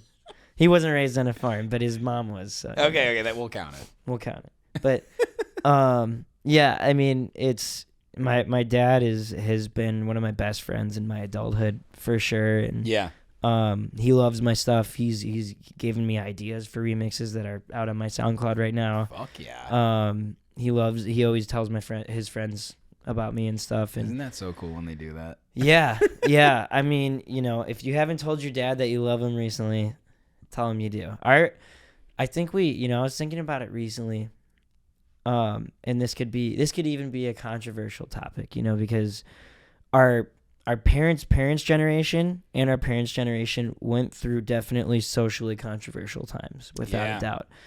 But with that said, first of all, our grandparents' generation, they went through hell to make sure that we are existing today. Wars, depressions, drafts, like pandemics that were arguably more deadly than ours. Mm-hmm. They went through absolute hell, economic hardships, and then same thing with our parents. I mean, it's not like the parents went through the same thing as our grandparents, but they also experienced, depending on how old your parents are too, like they definitely experienced some hardships, and we're blessed to be alive in the era that we're alive in today. You know, there's still work to be done in the world, but we're definitely a lot better off than they were. So I agree. You know, I hate that it is controversial. It is, yeah. It sucks that it is, you know, because like we're definitely not in a good like time financially as a country and all these things. But at the end of the day, like, I find myself complaining about things that, like, my dad definitely wasn't complaining about when he was my age. You know what I mean? He had two kids when he was my age. Really? Yeah, he had me and my sister by the time I think my parents, or they might have had my sister when they were 28 and then me when they were 31. Holy shit, dude. So, you know, and that's a lot of people from that generation. That's true. That's very true. And, you know, so it's just, appreciate your parents for sure. And I think, you know, it's easier said than done. A lot of us don't appreciate those types of things until they're gone. I definitely can say that about my grandparents. But there's, you know, if your parents support your music, that's such a huge thing too. Yeah, it's a true blessing when your parents are your number one fans, like, or your sibling too, if you have siblings. Yeah, dude. I mean, my sister brother, and I he literally showed me who Malo was, actually. Really? Funny That's enough. dope. Yeah, back in the day. Does he live in Indiana or in Chicago? He does. He lived in Chicago for a while, but he's 3 years younger than me. Okay, and cool. you know, he comes to a bunch of my shows, and nice. we love. Does he make the trip over to Chicago when all you're the playing time? there? We're going to Hell fucking yeah. AC Slater next Friday Fuck at Salt Shed. We're so stoked. And my mom came to North Coast actually and came on stage with me. Cool. Yeah. So, you know, I remember there's this great story. My dad came to see me DJ in college, and he got so fucking hammered because he was buying everybody Vegas bombs. Have you heard of a Vegas bomb? Yeah, it's been a minute. Yeah. Everyone literally is like that's in this Jaeger back corner. And Red Bull. Yeah, it's Crown Royale. And Red Bull. And peach schnapps. And Red Bull. Yeah. Okay. It's just a sugar factory. It's been a minute. Man, you get fucked up. Yeah. And I worked at nice bars. I worked at fine dining establishments. This was Dunkirk, the club of IU. And we had some good fucking times. And all of my fucking friends were up there with him drinking. And he tried to open the window for the balcony or whatever to go to the bathroom. He went outside and just started pissing. I'm like, what are you doing? And then he was like, I don't know. And then he went in the hallway. And he didn't literally start drinking. I mean, he drank some, right? He was from fucking Bayside, Queens, New York. And this dude was he was the valedictorian of his undergrad. He went to Washington University in St. Louis. He had an incredible career as a doctor, but when I turned 21, when my brother turned 21, he started partying with us. And we just had this great relationship where he would come out, he would party with us. We had so much fun. I party with my dad for sure. It's the best. It's the fucking best. I mean, I was right when the pandemic started, I went through a breakup that caused me to move out of where I was living, and I ended up moving with my dad. Okay. And it was a very just uncertain time at the moment because we had just never done that yet. When was you know this? What I mean? This was right at the start of the pandemic, 2020. Yeah. Oh, damn. Yeah, so it was not only were we forced to move in together, we were forced to be under the same roof all day and hang out. Yeah. Yeah.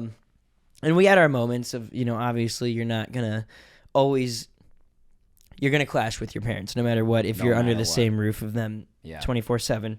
But we partied a lot. Hell yeah. We cooked together, He's a good cook. I'd make my dad, I mean, we're Sicilian. My grandfather came to this country and worked in restaurants immediately. Yeah, of course. Opened a pizzeria. Really? My dad worked in the pizzeria and then he owned Italian restaurants until his death. Oh my God, amazing. And my whole family's cooks. Yeah. Cooks are law enforcement in Italy. You and Olivia both cook? So my sister, the problem is she married a sous chef. Freddy's a great cook. So she stopped cooking when That's fair. Because she still got it? She still got it for sure. When she tries, she does. I cook every day. I do. I cook every single day. I love cooking. Me too. That's my second passion. I love cooking too. Yeah. I do HelloFresh. I'm fucking the American version of you. Okay. Yeah. But I do love the act of cooking. Yeah. No, I mean it's really kind of especially if you're a producer and stuff, it's you need to take your mind off music. You're focused on music 24/7. I put the phone away. I think a lot of people get stressed out by cooking. Yeah. I use it as a time to decompress. It's literally decompression time for me. It's as long as I don't have lessons at that time, it's my 5-6 o'clock activity every night because it's absolutely. Yeah. It's totally I wake up 9-10 o'clock and I'm just music, 24/7. When I wake up in the morning, I have 8 to 12 demos in my Patreon and Instagram inbox every morning, without a doubt. To And give feedback on? Yeah, feedback Oh, demos. Jesus. Yeah. So I start my day with that. I have social media stuff I got to do every day for me and for Drop Gun, and now for Elevated Frequencies. Yeah. And then collaborations, stuff with my label, just all the other work I do. And I teach at night. So like during the day, it's like listening to so many people's music, touching up my stuff, whatever. Yeah. And at that point, it's like I'm listening to music for like literally 7 hours, just blasting. I got a treated studio where it's like basically deafened in there unless the music's playing. So it's just like you can go crazy. So I won't step out of that room literally. Like I'll just I'm just going. And then 6 o'clock, it's usually like 5 o'clock, 6 o'clock. It's usually time to work out and then time to cook, or just time to cook. And that's like my decompression. Like take my mind off of all things music. I'll usually put a podcast on or like a YouTube video. What's your low podcast volume. lately? Oh man, that's hard to say. Probably Listening to Kill these Tony. Oh, you love Kill Tony. I was gonna say, Yeah. I feel like you like these comedy guys. Yeah, podcasts. I like That's Kill what Tony. I watch, bro. I mean, it's so funny, dude. Kill Tony is. It's hilarious.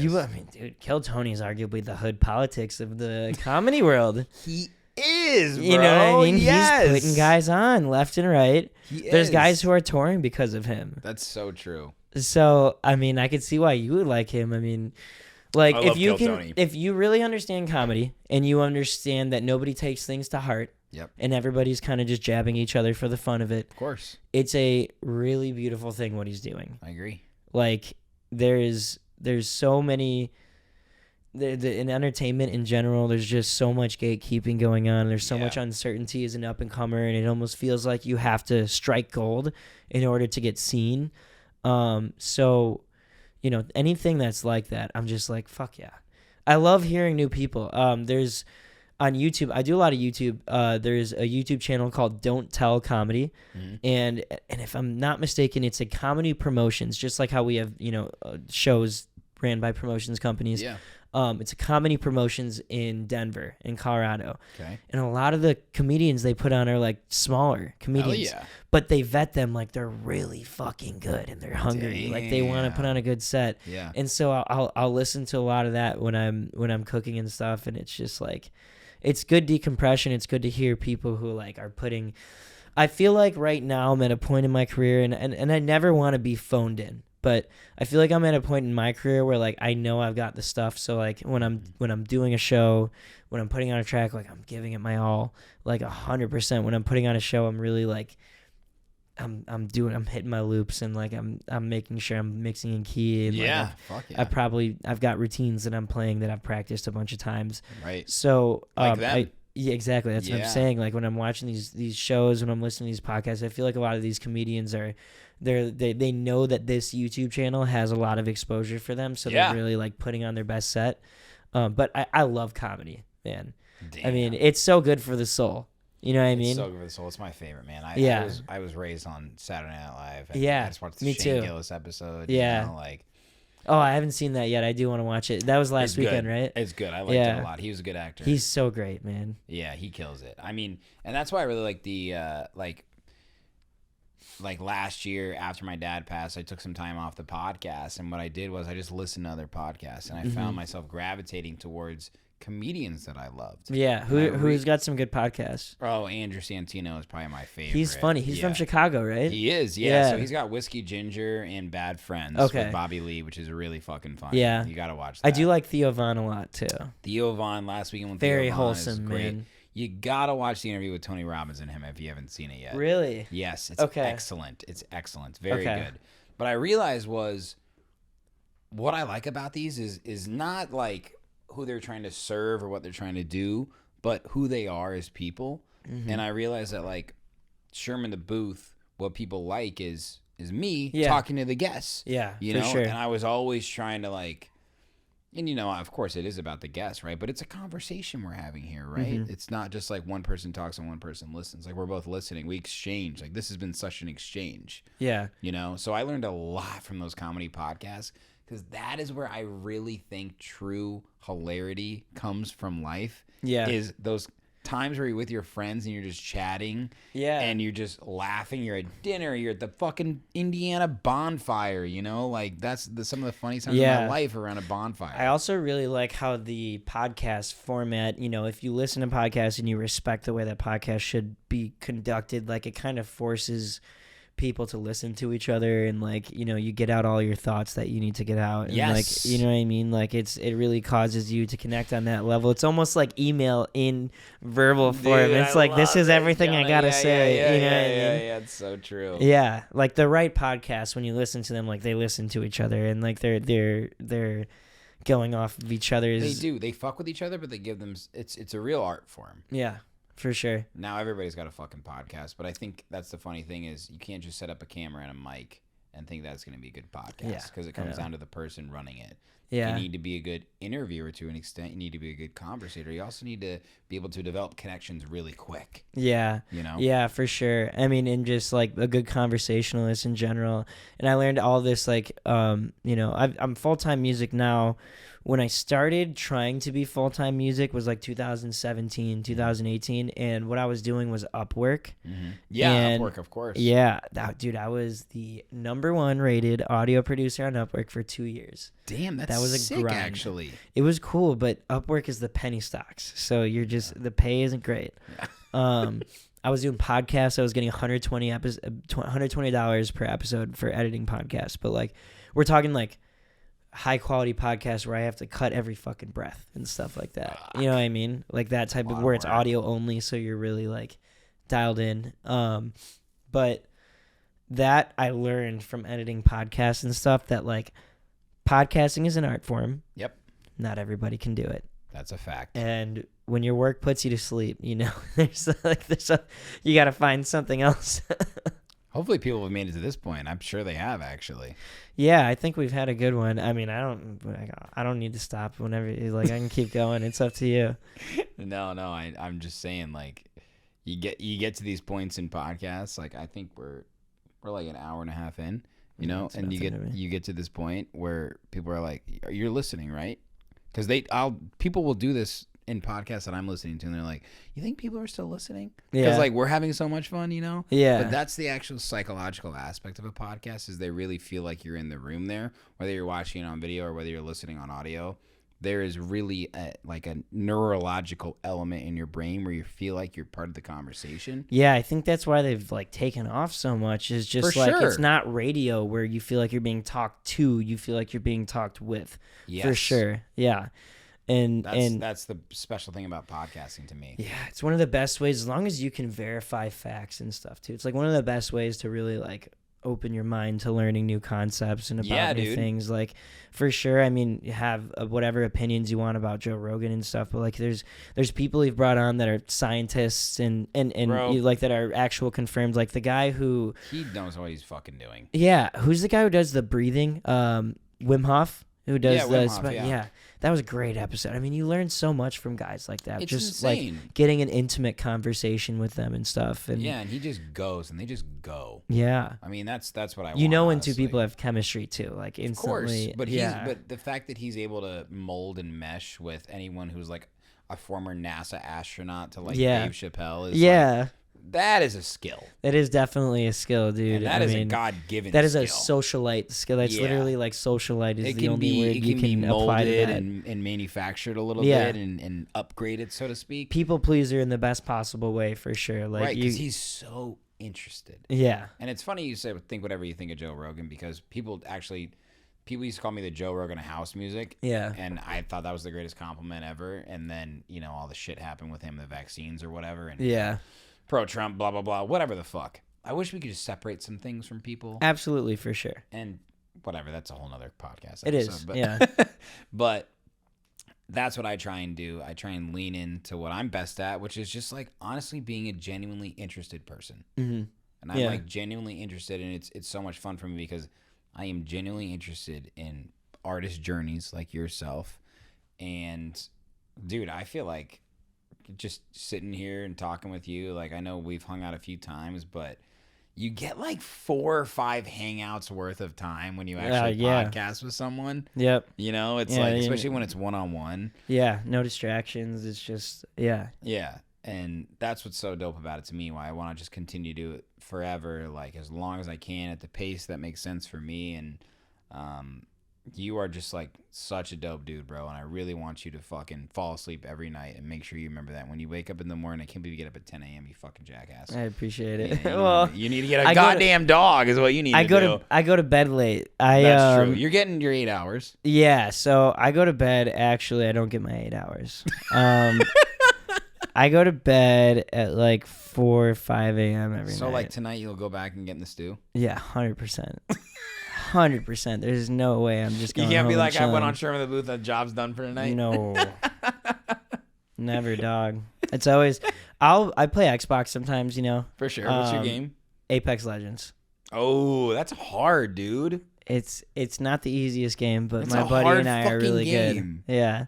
My buddy and I've been playing it for years. You think Apex or Fortnite, like the Apex. Talent? Like Well, the these best Fortnite kids are fucking crazy. They're man. insane. Yeah, they're fucking crazy. I see videos and I'm like, that's why I never downloaded that game. The builders, I can't do it. They're just Yeah. yeah.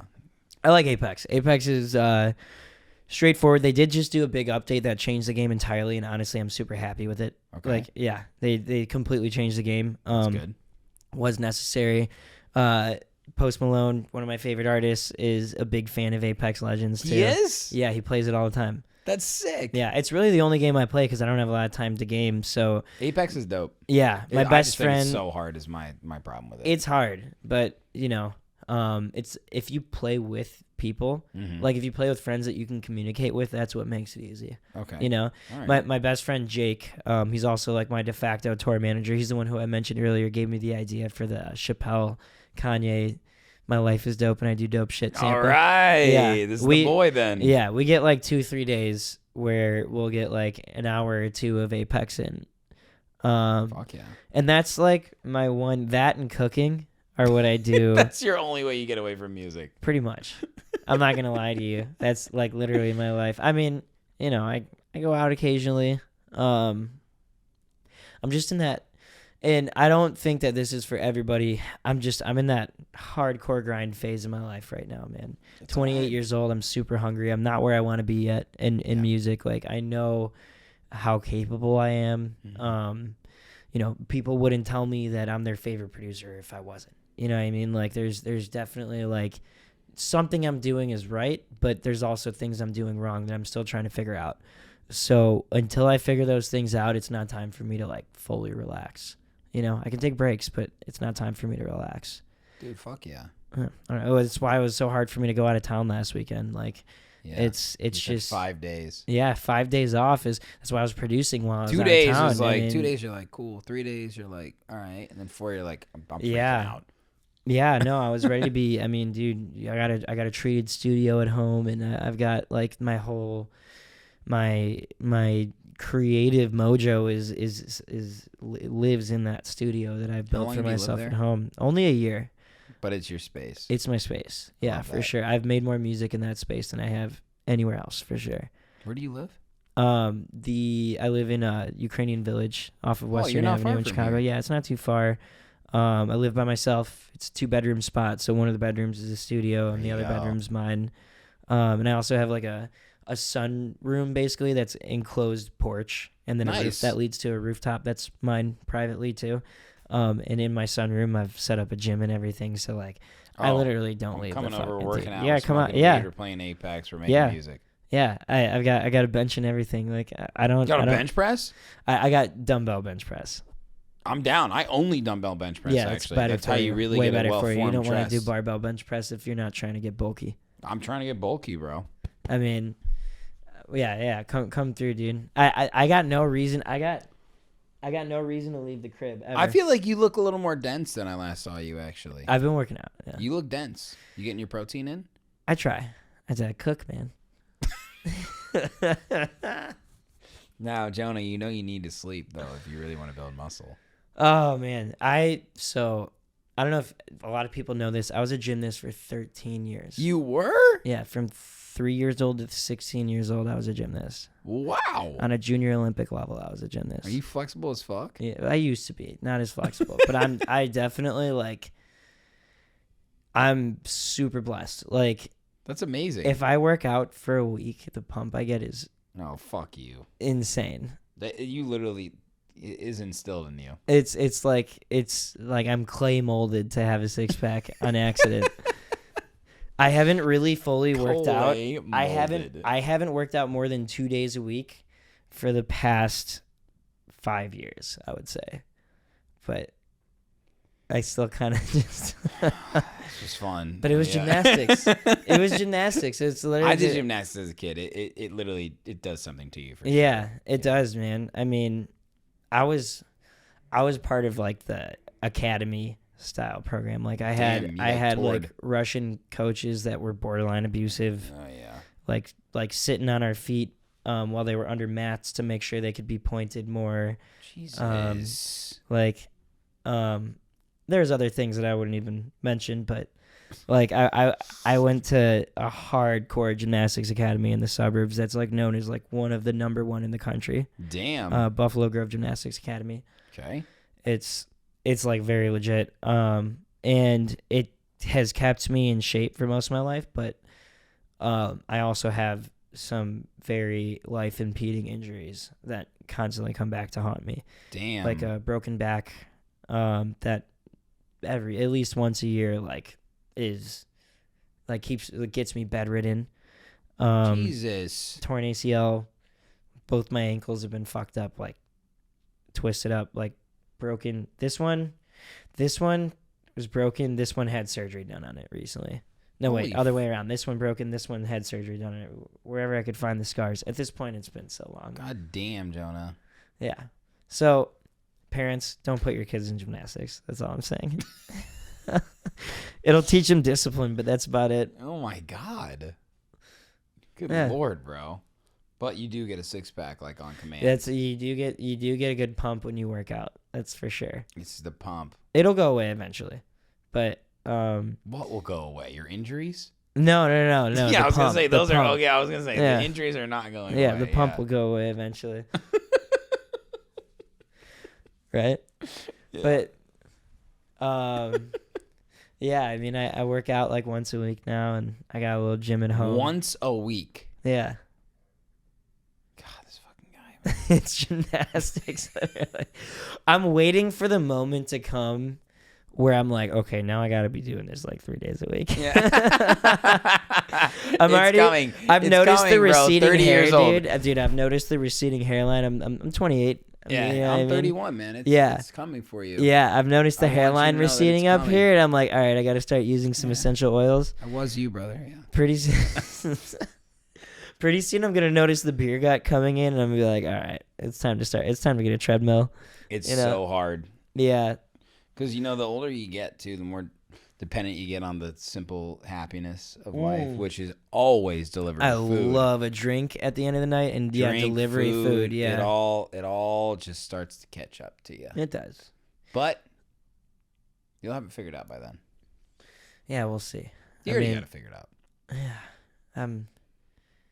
Well, You know what you like. we think we You all know what have you're it good figured at. out.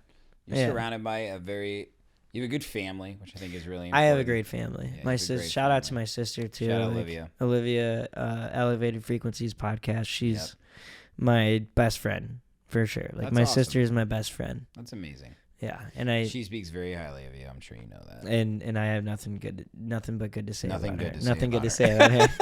Nothing I but have good to say nothing about good my to say sister. about her, yeah. No, it's great, man. Me and my sister being able to work in the same industry together cool. and bounce ideas off each other, and then work on each other's projects too. Yeah.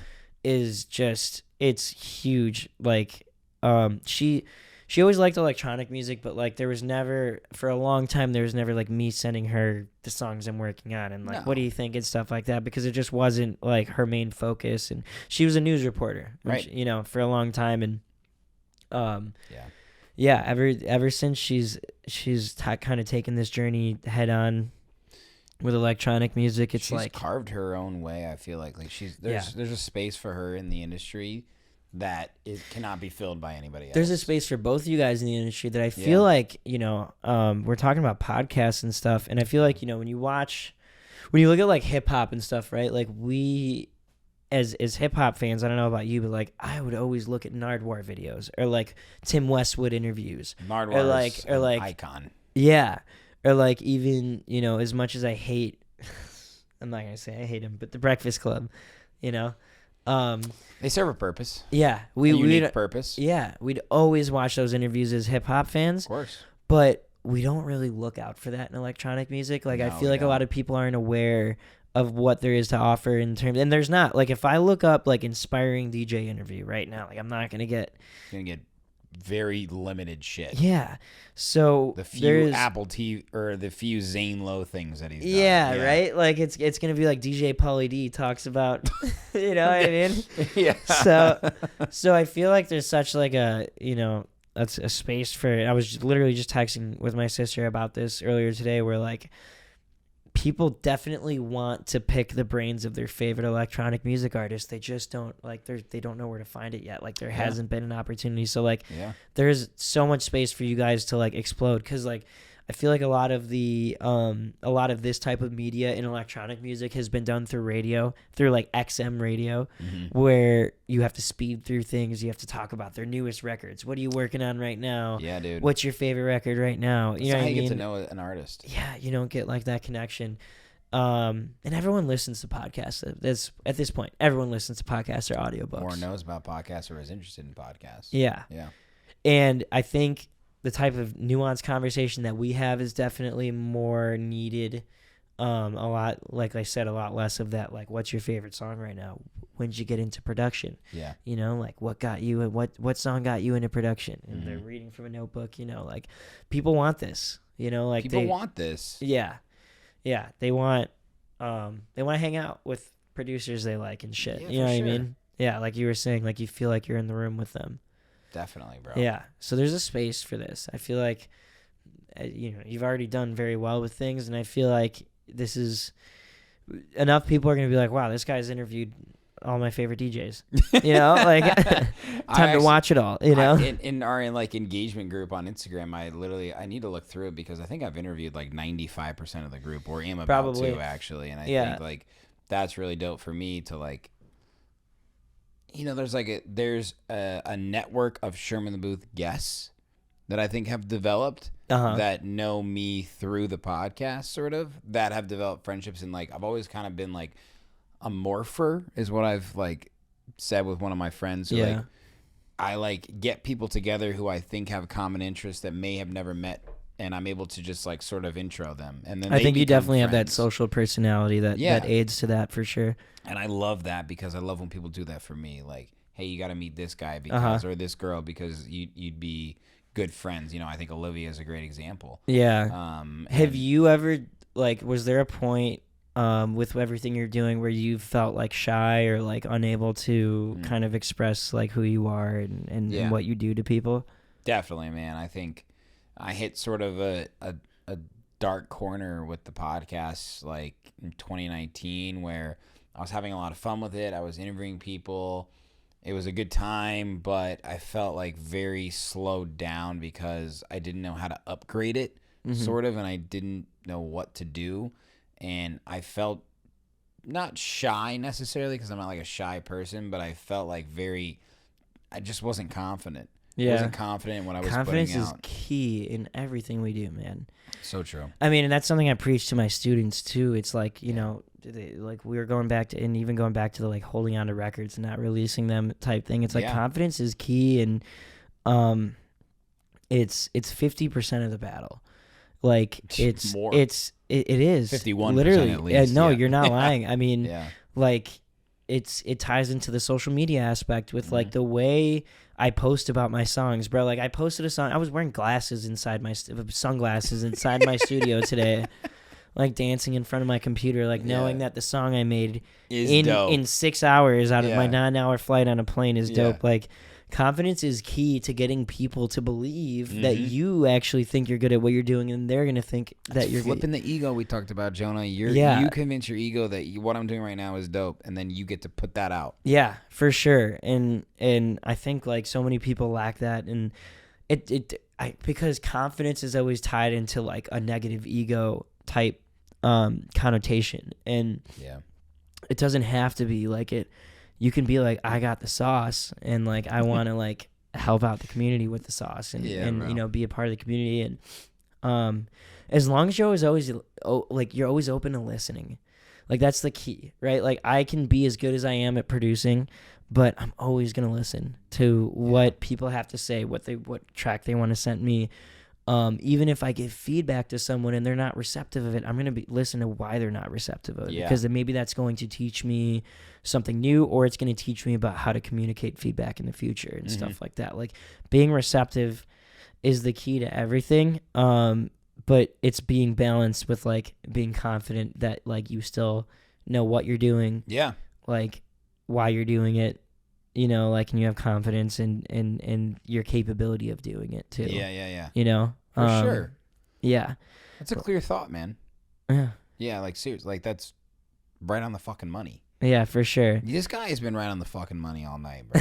Appreciate it, dude.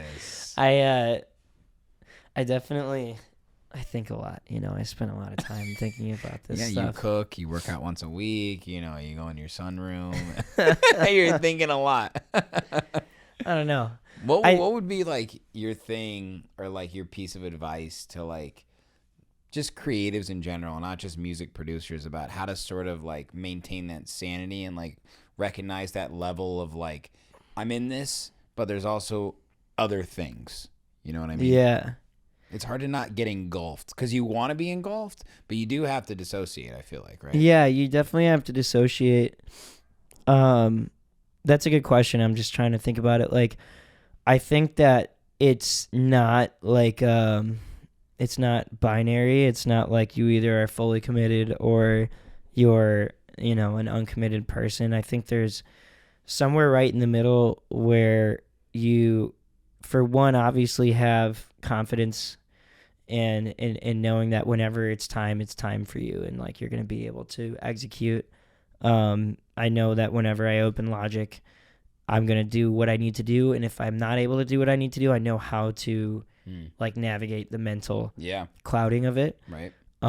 So that's a huge part of it, but then also just like looking for life experiences outside of music, you know, love, family, other passions, travel, exercise, secondary hobbies. Like I love skateboarding a lot. Really? Yeah. I'm not as into it as I used to be, but that was like one of my first jobs, was literally like skateboard instructor working at a skate park. You've always been a teacher, bro. Yeah, I'm a big teacher. Yeah, I love that. I love teaching. Yeah. I do. As long as I'm not, I don't like working with kids, I'm not going to lie. It's okay. That's a dude. Yeah. No one's going to take offense by that. Yeah. That's understandable. I mean, you know, teaching music production to kids is not easy. At that teenage age, it's a self journey. Yeah. It's you have to find yourself as a human. You know what I mean? For sure. Your learning style and your style in general, because people are so malleable at that age. You don't want. I like that I work with adults who can ultimately filter the information they take in for themselves, right? Like, this is something that I'm going to listen to because it's good information for me, it's good instruction for me, or this is something I'm not going to listen to because even if it's good information for me, it's not what I'm ready to digest right now. Or even just maybe I might not give the best information at one point because I'm not in the right state of mind or something. I like that I work with adults who can think for themselves. I don't want to work with a child, a teenager, who's necessarily malleable mentally, who, you know, is going to try to be me, or like because of my teachings is going to sound like exactly like me, or anything like that. I think those teenage years are really when like you can explore yourself. But with that said, I do love teaching a lot, for sure. There's more than just the monetary, you know, the results of it. There's just like seeing my students go from wanting to learn how to produce to putting out records, or even some of them signing records, is amazing. Yeah, it's amazing. Another student I'll shout out is a guy named Spracto from San Francisco. It's really awesome to see. He was a huge fan of me as a DJ, just a DJ, never produced in his life, commenting on my tracks, stuff like that. Saying like, when are we going to get you in San Francisco, blah, blah, blah. He was DJing for a local promotions company in San Francisco, which, by the way, these are the Shout out Dirty Not Sorry, San Francisco. These are the types of promotion companies you want to work for. The ones that have DJs that they book locally that are tapped in with the scene and like feeding new producers off, and like they're booking them and taking chances. Shout out Dirty Not Sorry, San Francisco. But Spracto was a DJ for them, and he was always supporting my stuff. I went and DJ'd a show for them. It was an awesome show. It was during Beyond Wonderland weekend too, which I was really unsure. Like, Knock 2 was playing a show the same night as me out there, and I still had like a good like 90, 100 person turnout. Fuck yeah. Which was really awesome. Dirty Not Sorry did a great job of promoting that. And then Spracto was like apparently like just a big fan of me at the time. So he opened for me. He did a fantastic job. We connected a little bit online. And then he wanted to take lessons from me. And like this guy 2 years ago had never produced a song in his life. Mm-hmm. He's signing records right now. Wow. His remixes are getting like charted on Hype Edit when he releases them. Like he's fucking killing it. And just like the emotional reciprocation of just like, you know, it's just like, that's awesome. Yeah, he works with me once a week or more, you know, so he's even worked with me twice a week before. Like, it's just so fucking cool. Like, it feels so good. That's amazing, you know? dude. There's really no, you get like, you don't have to describe the feeling to know like what it must feel like to see that. Of course. You know, like I'm sure a fucking teacher or professor in a school like feels the same when they see their student thriving in that industry. It's like if at least I want my students to be better than me, you know? Yeah. Like I want my students releasing on the labels that I wish I could release on. And I've seen like another one that I used to teach a little bit was a guy named Freeze and Vlaire. Do you know them? And Vlaire, yeah. Yeah, I mean, they're putting out great tracks. Fuck yeah. And like tracks that I wish I could produce as good as sometimes. Like it's just really like fulfilling, you know. We're an industry that used to be very gatekeeping, like I said before. Yeah. And not just that, if not gatekeeping, just expensive to get into. You know what I mean? You have to have a computer that could operate everything, and the software is expensive. You need to realistically buy a controller of some sort to give you the experience. Yeah. Yeah, I mean, even the just learning how to DJ is expensive. So any way that I can contribute to like new people getting into it, like I feel like I've done my job. And you know, the bonus is being full time, just involved in music one way or another. Yeah. You know. For sure. Yeah, that was the goal. It's just being able to not have to clock in at a bar or, you know, whatever job I need to. And I definitely don't live the most comfortable life in the world. It's, you know, I live like every other American struggling right now. Sure. But I live, you know. Fuck yeah, you do. I have a home. Yeah. And I feed myself, and, you know, it's all because of music. So I like. That's amazing. It's seeing other people succeed off of my knowledge tells me like just keep going, you know, like just whatever I'm doing, just keep doing it, you know. Fuck yeah, man. Yeah, dude. I'm sure you experience it too, though, with seeing like hood politics guys succeed like post release. It's the best. Yeah, it's the best, especially on an international level. Yeah. You know, seeing them, like the fact that there's demand for a label based in San Diego, let alone the U.S. In Amsterdam. For people, yeah, that party was crazy. You know, have people from Bali that released so on a label cool, come to Amsterdam, and I play their track, which is just an edit, you know, and it's like... Isn't that amazing how this stuff like connects us to people that we just would never cross paths with before? I made my recent track, Toxic, with Halil Sensei, who's based in Istanbul, Turkey. That's awesome. Turkey. That's awesome, dude. You know? It's so sick. There's no limits in music, and I think that's what's so fucking special about dance music especially. Yeah. And it's just going to continue to evolve, and I think cross-pollinate with a lot of other genres as, like, UKG continues to evolve, right? Yeah. Like, just UK rap and drum and bass and even techno, you know, all the European influences, and you look at, like, Afro house and stuff like that, the African influences, South America, Latin house and stuff like that. Like, it's all just blending together in the most beautiful way. Yeah, in a way that, like, pop and hip-hop and stuff, with no disrespect, because there's a language barrier with those things and stuff. Yeah, like, but look and at a Bad cultural Bunny. barrier. I mean, yeah, that too. But it's just like house music is a sonic language that doesn't require translation. Yeah. You know what I mean? And I think that's what's such a beautiful part of it is, you could see artists like travel the globe, and it's like if you're a band, like taking your tour to a different country is a huge fucking deal. It's a huge deal. You can have 3 tracks out as a house artist, and if they're good tracks, you can get taken to another country because people in that country dig it. You know what I mean? Yeah. Like, because it's music without barriers, and I feel like that's what people have kind of described it as for a long time, So is music true. without barriers. And that's like there's such a global aspect to what we do, which at the beginning definitely makes it scary, right? Like you're not just competing with your local market. Whenever you release a tune, you're competing with the rest of the world. Yeah. But it also means you have the rest of the world to befriend, to collaborate with, to have on your team, you know? And going back to, like, that's the beauty of hood politics, right? Like, I've definitely met so many people just through being part of the team now that, like, I'm collaborating with FOMO. I'm collaborating. Yeah. Fuck yeah. Man, I can't wait for you to hear. Oh, I'll show you after this, dude. I can't wait to hear. Oh, it's probably a banger. Yeah. Yeah, it's a fucking banger. That's awesome, bro. Those are the boys. Yeah, they're really dope. I've always respected Morgan. All of my students get feedback from Morgan on kick and bass. Do they? And like they always, it's so funny. I told Morgan I have this relationship with him that he doesn't even know exists, because what happens is my students are part of kick and bass. They submit for feedback. Yeah. They get feedback from Morgan or Zookeeper, who I haven't talked to yet. Zookeeper's dope. But they'll talk to Morgan, or they'll get feedback from him, and then they get in my lesson. They'll be like, "This is the feedback I got from Morgan. So can you help me?" Yeah. So I've He seen just gives feedback, and then you tell them how to apply that. Exactly, yeah. That's amazing.